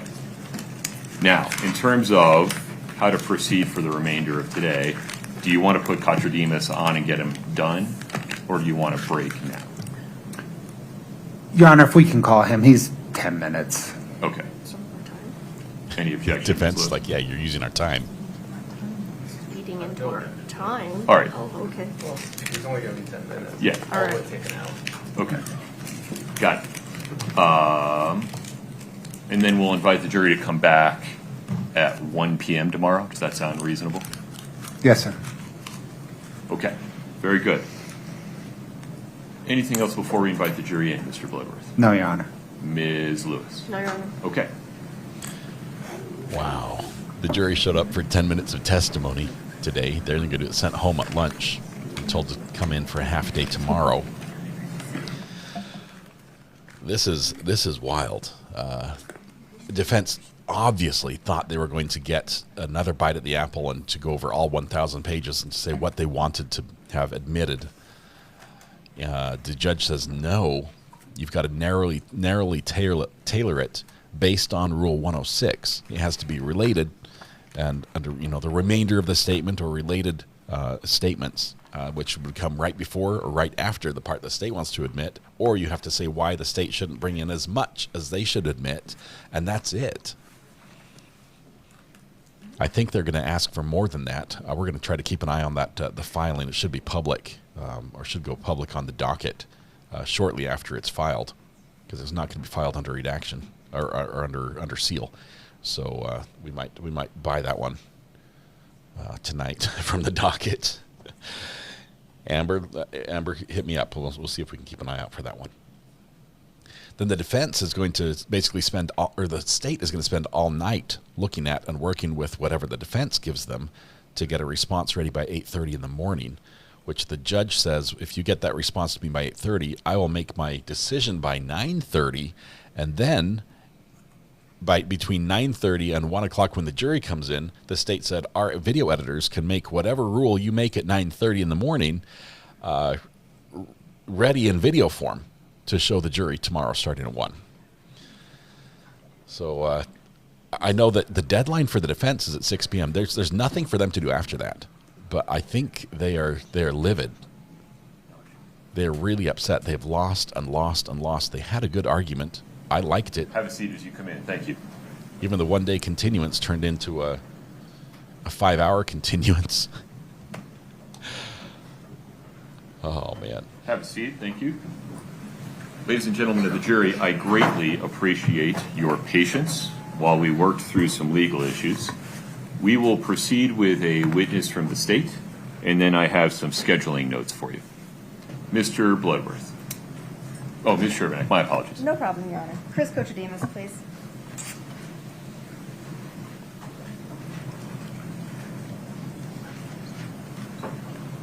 If you step in front of Brady.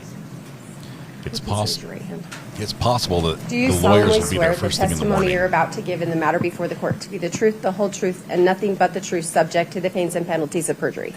Thank you. Have a seat. It might be there first thing in the morning for the judge to make his ruling and then break until 1. We'll have to play that by ear and see what happens. The judge might tell us. Good morning. Good morning. Although the jury knows who you are, I'm going to have you state your name and spell your last name for the record, please. It's Chris Kochademus, Kotrodimos. Now, we brought you back to talk about a couple specific issues. We know from your prior testimony that when you reviewed data from Eric Richins' phone, specifically for February 14th, 2022, yes, you looked at the Verizon call records. Correct. Those included text messages. They did. And that's the raw data that we talked about throughout your testimony. Yes. Is that right? And tell the jury, for an outgoing message from Eric Richins, how would Verizon list that time zone in their record, in their call record, that raw data? It would depend on what type of message it was. For an SMS text, which is just a normal type text, it would route it through their normal server. It would be in local time. For MMS, that message has to be routed through a server, and so they use the server to route that call, and it would have a timestamp for the location of the server, not necessarily the device. So when you looked at those records, the outgoing messages for Eric Richins' phone in the Verizon records, what time was reported for an MMS outgoing from Eric Richins' phone? So there was an outgoing, in the record, there was an outgoing MMS at 12:23 p.m. Would that be 12:23 p.m. in Utah? No. So what would the time of that outgoing message be for us in Utah? We're 2 hours behind, so it would be 10:23 a.m.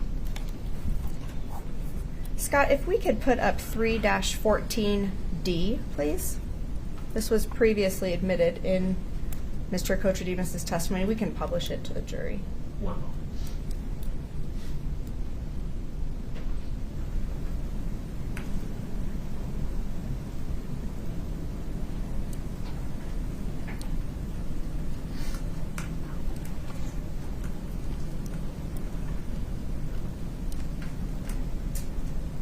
There you go. So we entered this exhibit through your testimony last time, and we talked about this gap in activity from Eric Richins' phone.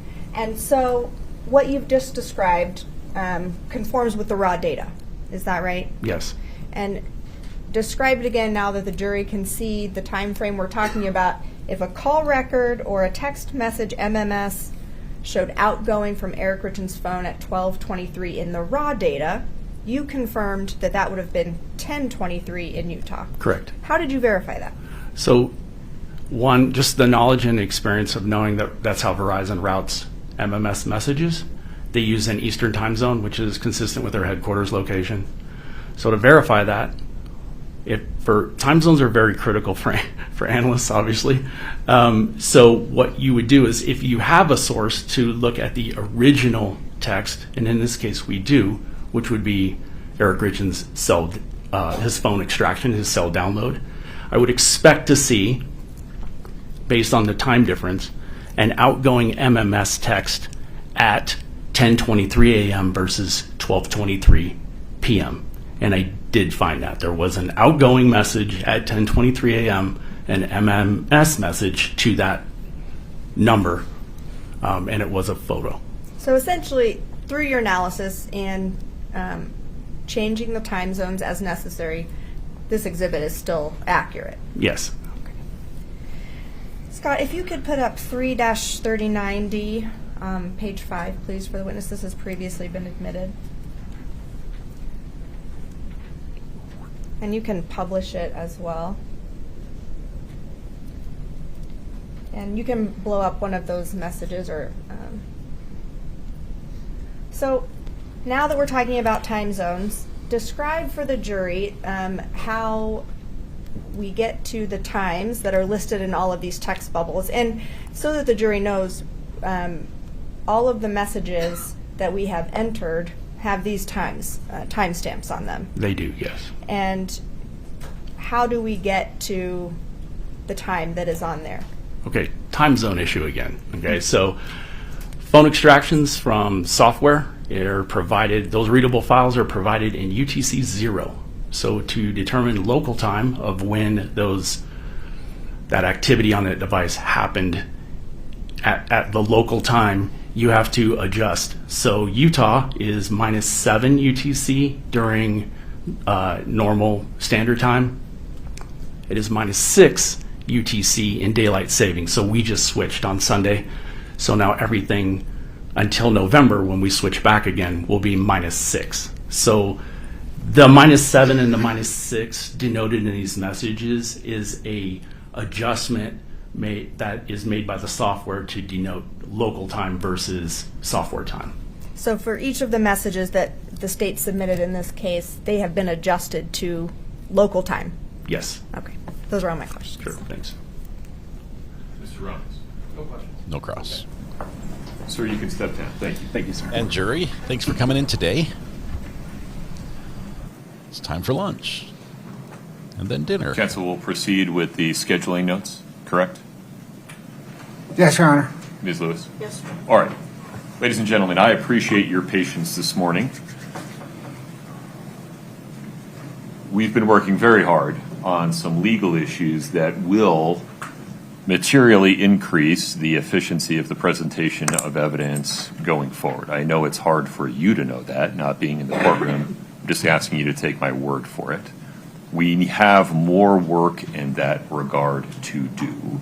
Rather than have you sit here while we do it, we're going to send you home for the day and not ask you to return until 1 p.m. tomorrow. So we will recess until 1 p.m. tomorrow.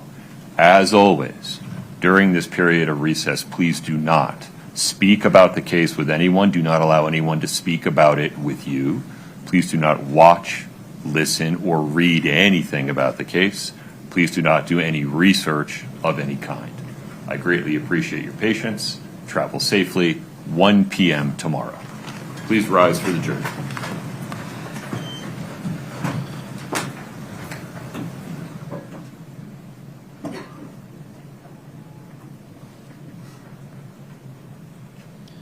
One p.m. is Mountain Daylight. That puts it at 3 p.m. Eastern Time.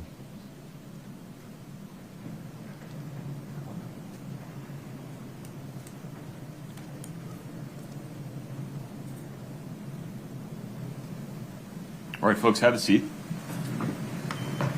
Mr. Bloodworth, anything else on the record today? No, Your Honor. Ms. Lewis? No, Your Honor. Ms. Nestor? No, sir. Mr. Roberts? Thank you, Judge. No. Okay. 8:30 tomorrow morning. Please travel safe. We'll be in recess. Thank you. So we will be back 8:30 tomorrow morning. It's going to be brief. The jury will not be there.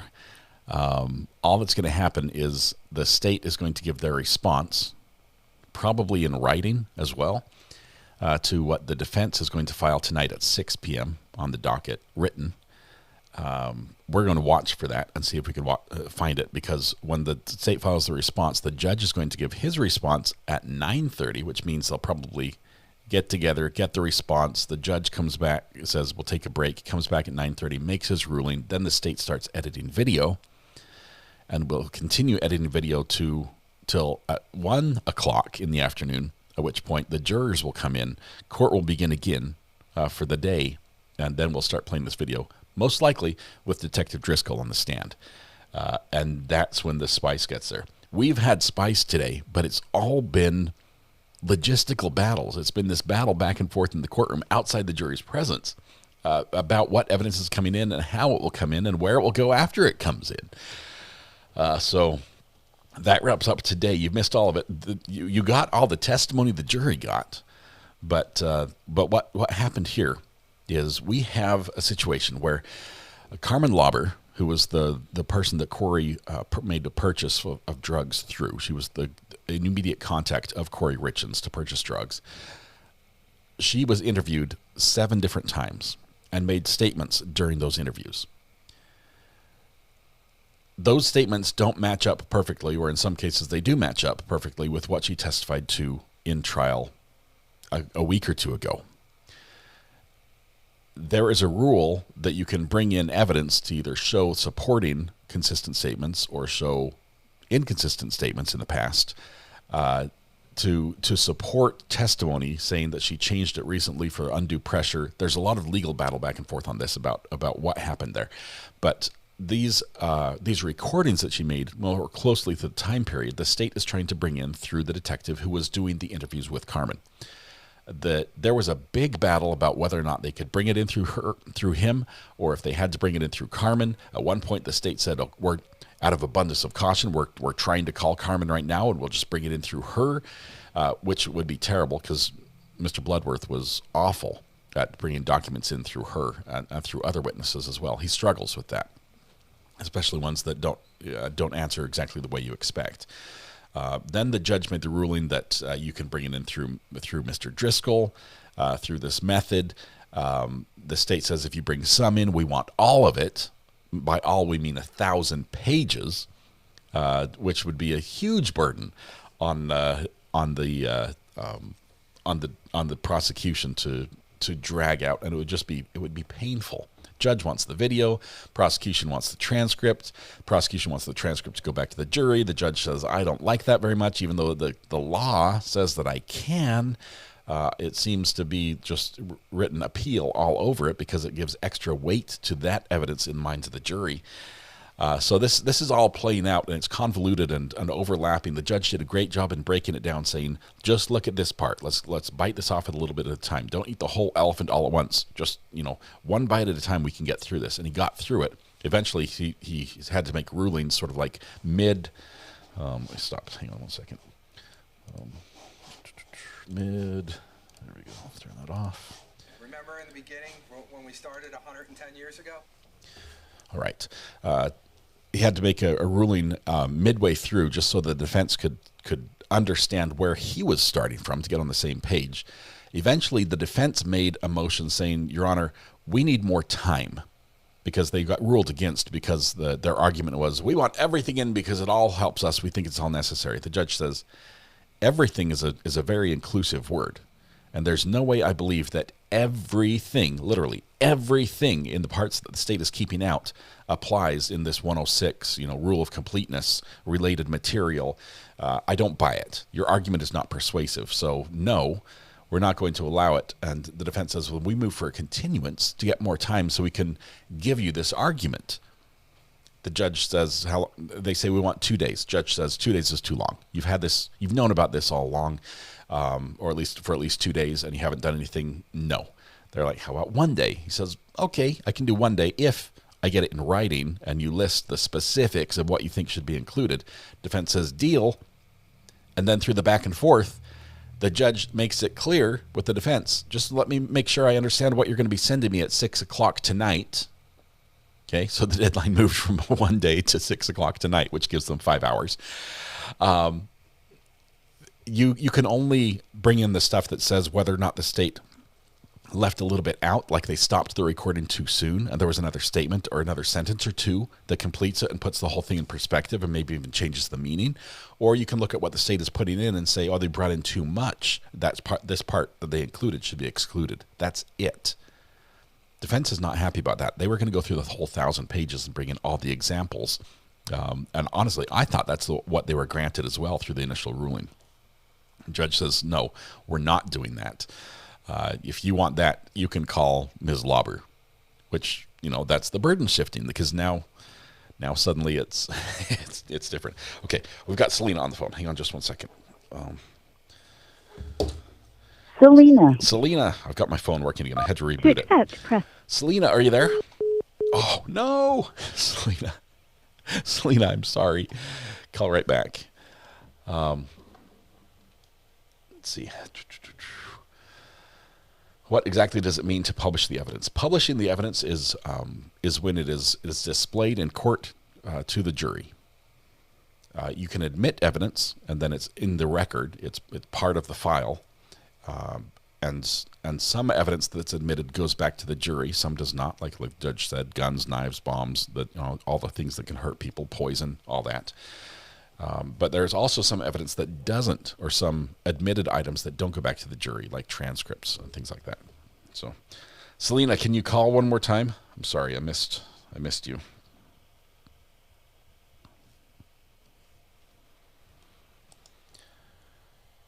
Let's see. So we'll be back at 8:30 tomorrow morning. Let's see. What else do we have? If they do all that, oh, here she is. Call from Selena. Selena, I am so sorry. Are you there, Selena? I'm so sorry. Yeah, are you screening my calls now? Well, you can never be too careful, right? I know, right? What a day, a short day, but a lot of spice without the jury present. What was your takeaway from today? My goodness, it was nuts. And guess what? I have the most stop the newsprint information for you all. Right, let's hear it. And you can say thank you later. Okay. So, Mr. Ramos has a black Yeti cup, and I asked him this morning what he drinks in that. Okay. In the morning, it's espresso. Okay. And in the after that, it is peppermint tea. So there you go. All right, peppermint tea. Now you have to just find out what the judge drinks, and we'll have the complete record. I'll work on that next. I got the tea. I got to talk face to face with the woohoo. Yeah.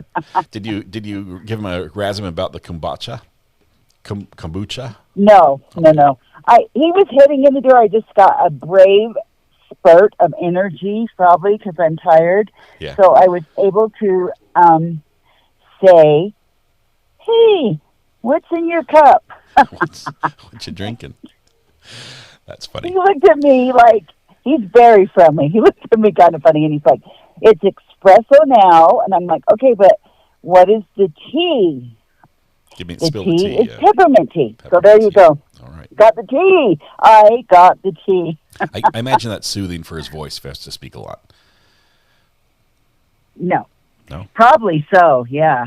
Anyway, or to calm him down. I don't know what peppermint tea is the best for, but Not sure. We'll ask our herbalists what they think. Well, today we had some exciting stuff. Did you think I was a scammer? Did you think I was a prank call? No, I've been having problems with my phone, and I had turned the ringer off because it wouldn't connect to my soundboard, and so I was rebooting it. Okay. And I hadn't turned it up to be notified, and so I was talking and just missed the fact that it was ringing. So I apologize. Okay.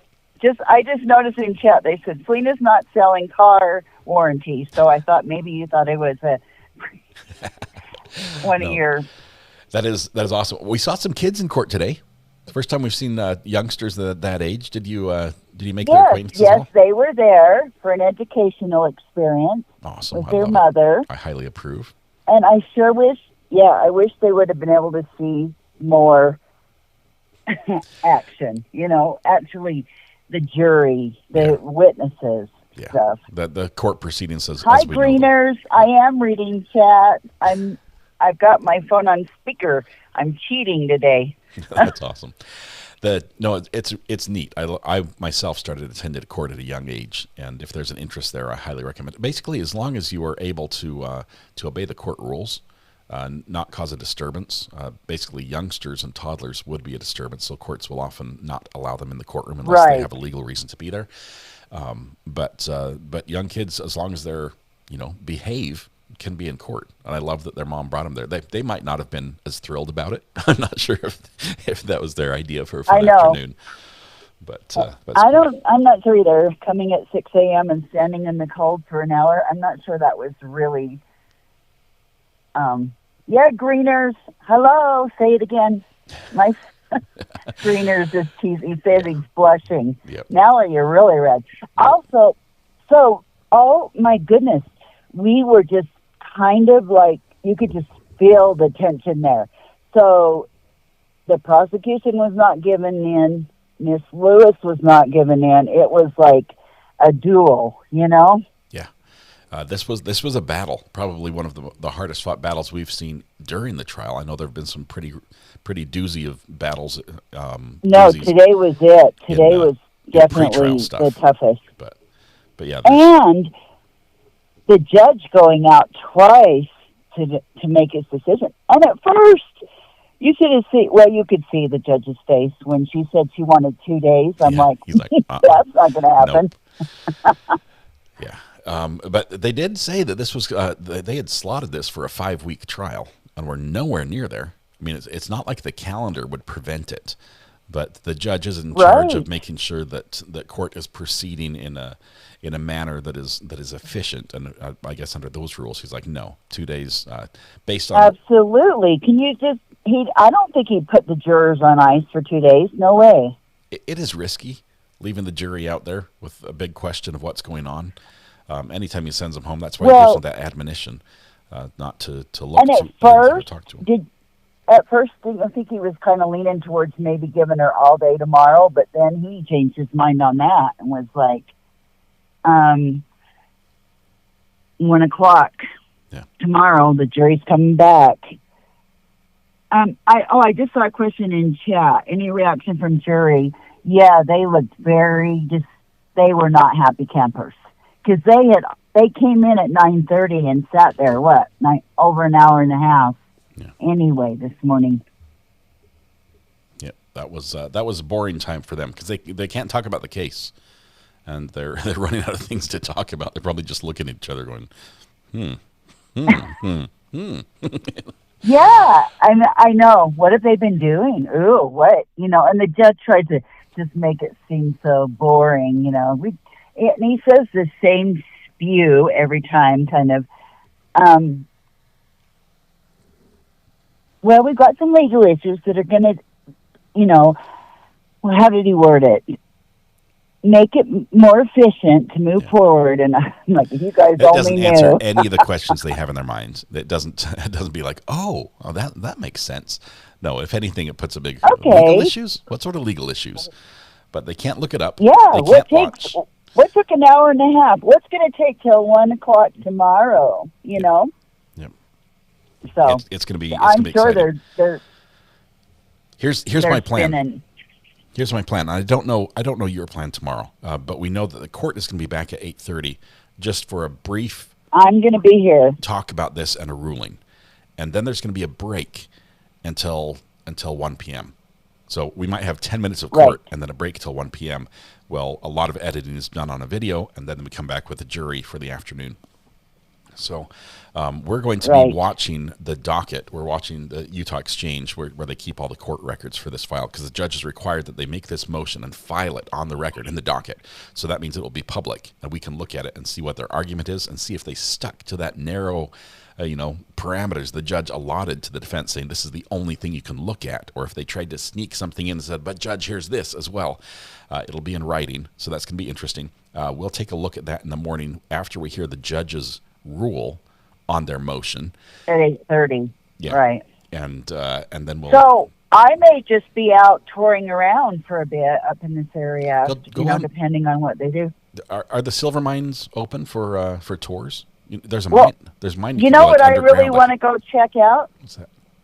Yeah, and I'm curious about that. The place where the food was purchased. You know what I'm talking about? Yeah, Mirror Lake What Diner. was the name of that? Mirror Lake Diner in Camas. Yeah! It's right in the main road. The gateway to the Uintas, that road leads right out. The Mirror Lake Highway leads right out of town, right next to the Mirror Lake Diner. So you can stop in right there and then hang a right and go up to the mountains. You can't get very far. Depends on the snow up there. Right. And this is second on my bucket list tomorrow, if I get it some time.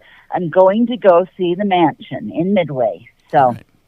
Awesome. I do recommend stay on public things. property. Park safely. I don't think there's very good parking on that side of the road, if I remember correctly from when I was up there. I'm just going to get a ways away and then just take a picture. Zoom in. But awesome. But the diner, I'm really excited about. Okay, I'll find that.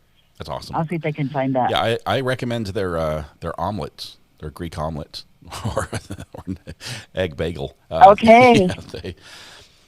Apparently they're really good. Greeners, I am doing my own research. I found the tea for you. Wait till tomorrow. I'm kidding.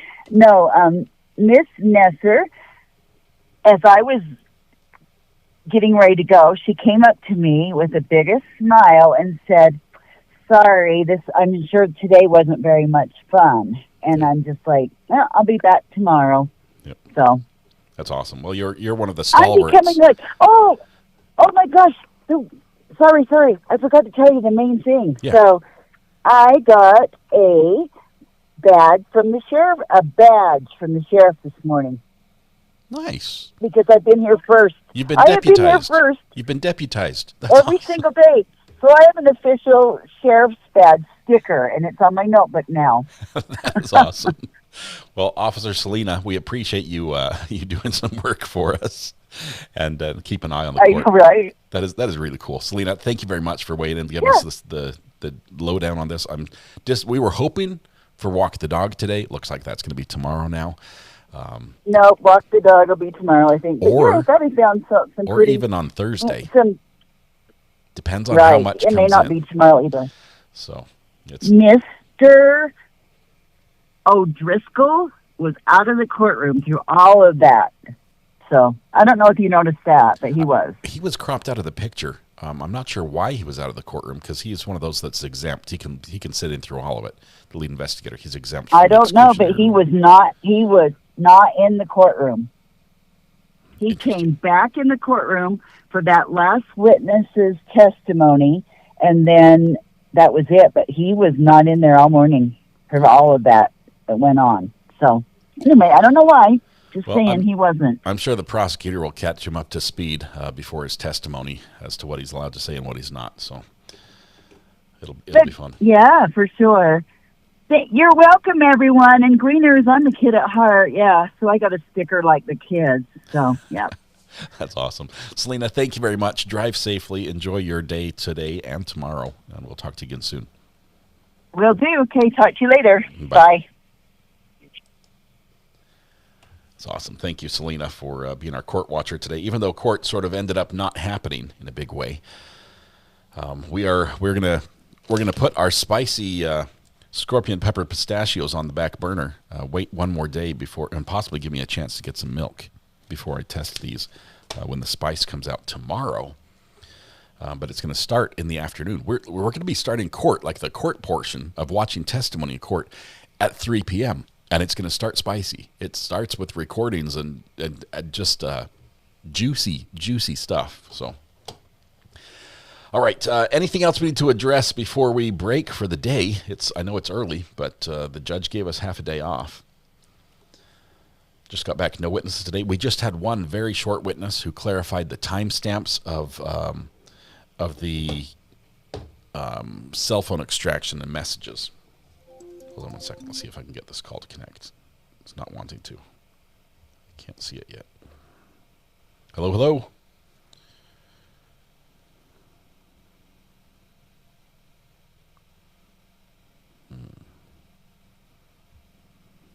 Did not connect. Having issues with the phone, so I have to get a new provider. These free Google Voice things are not working. All right. It's Twintail. Let me go check Discord real quick.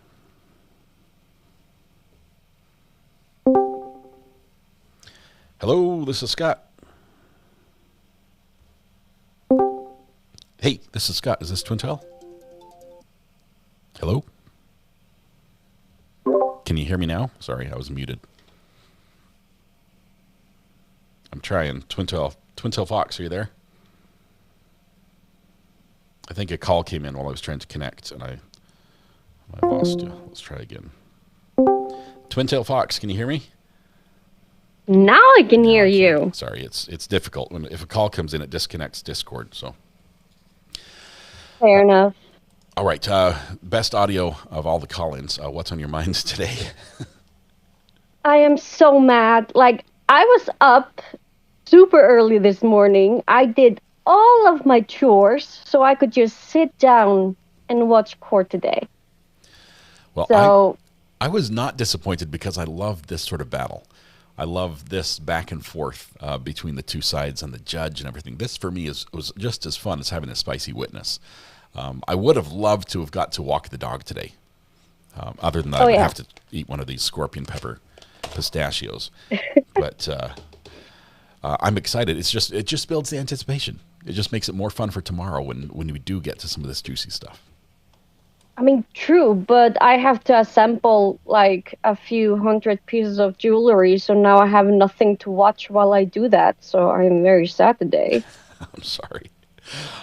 You can go back on rewatch and watch what happened on, what was it, Thursday? That was a good witness, right? Yeah, I watched all of that already. Like, do you know what I did over the weekend? My God. I have been rewatching everything over the weekend.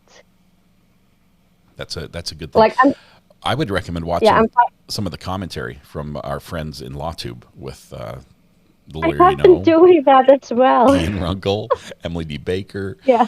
There's a couple others that are following this. I think Lawyer Lee is following this one as well. There's some great commentary out there. Yeah, I am finally not sick, so I have been going, like, I cleaned my whole kitchen this morning. I have been doing laundry for 2 days. I even called so where I live in a small village, and there's like a portion of the fjord that I live in that is called Dalvíkurbygd. And so there's like this one. Yeah, there's like this one big town called Dalvík, and there's like the town hall that if I have an issue, I have to call them to have someone from them come and fix it for me. So I had to have my trash can fixed for like over half a year now. So I did that this morning as well. Yeah. Well, and you did all that in preparation so you'd be able to focus on court, and now court's not happening. I apologize for that. Yeah.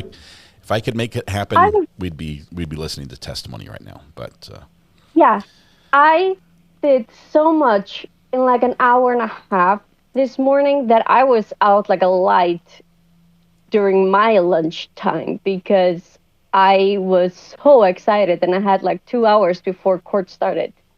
Oh, he actually wrote it right. Greeners wrote it right. Greeners, congratulations. Your Googling is effective. I know you didn't know that off the top of your head. There's no way. Oh, no. No way. It does. Especially with Icelandic letters. You said fjords. I learned how to fish in a fjord when I was in Norway as a young child. And we fished for trita, which I'm not sure what you call them. But it's basically perch. Yeah, I know what you're talking about. But in Icelandic, we say fjörður. So I hate saying fjord because it just sounds not right. So fjörður. That's a harder word for me to say. I can say fjord.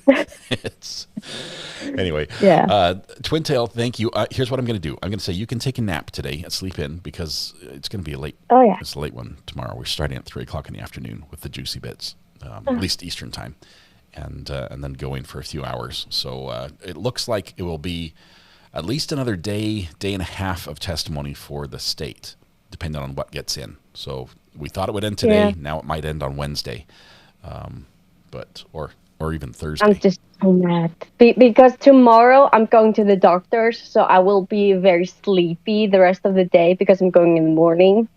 So. Wow. I hate this. Everything is not going to plan. I had everything lined up. Everything. We structure our lives around the court schedule, around the docket. I'm going to be up watching the docket here in Utah, waiting for that defense motion to drop so I can tear into that because I know that's going to have some good stuff in there to get it ready for you tomorrow. There will be court on Friday, right? I believe this week there would be. I think it was just that one day that was not. So unless the judge says otherwise, we're planning on court on Friday. Okay, then I'm totally fucked with this schedule because I am busy on Friday. Did you drop a French word in there? Yes. Okay. Fudge. Let's just say fudge. Fudged is what I heard. Yes, thank you. Yeah. Sorry, I'm just so mad because I'm going to be helping my mom with open house at her business, selling my jewelry, which is why I am doing jewelry, and I'm just so mad. Nothing is going my way. Well, get on Facebook and post some pictures of the jewelry. I'm not sure if we can buy it remotely, but I'm sure some people would be interested. Oh, you can. You actually can. If you just contact me, I can definitely. I do sell statues as well, and one is a penis, a very cute penis, if you're interested. You're starting to break up. Twin Tail Fox, thank you very much for the call. We appreciate it.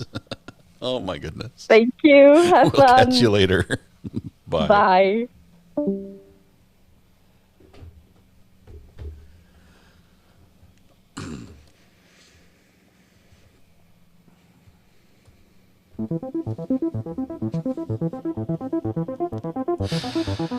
Hey everybody, how you doing? I hope you had a great day. A great day in court today. Oh my goodness.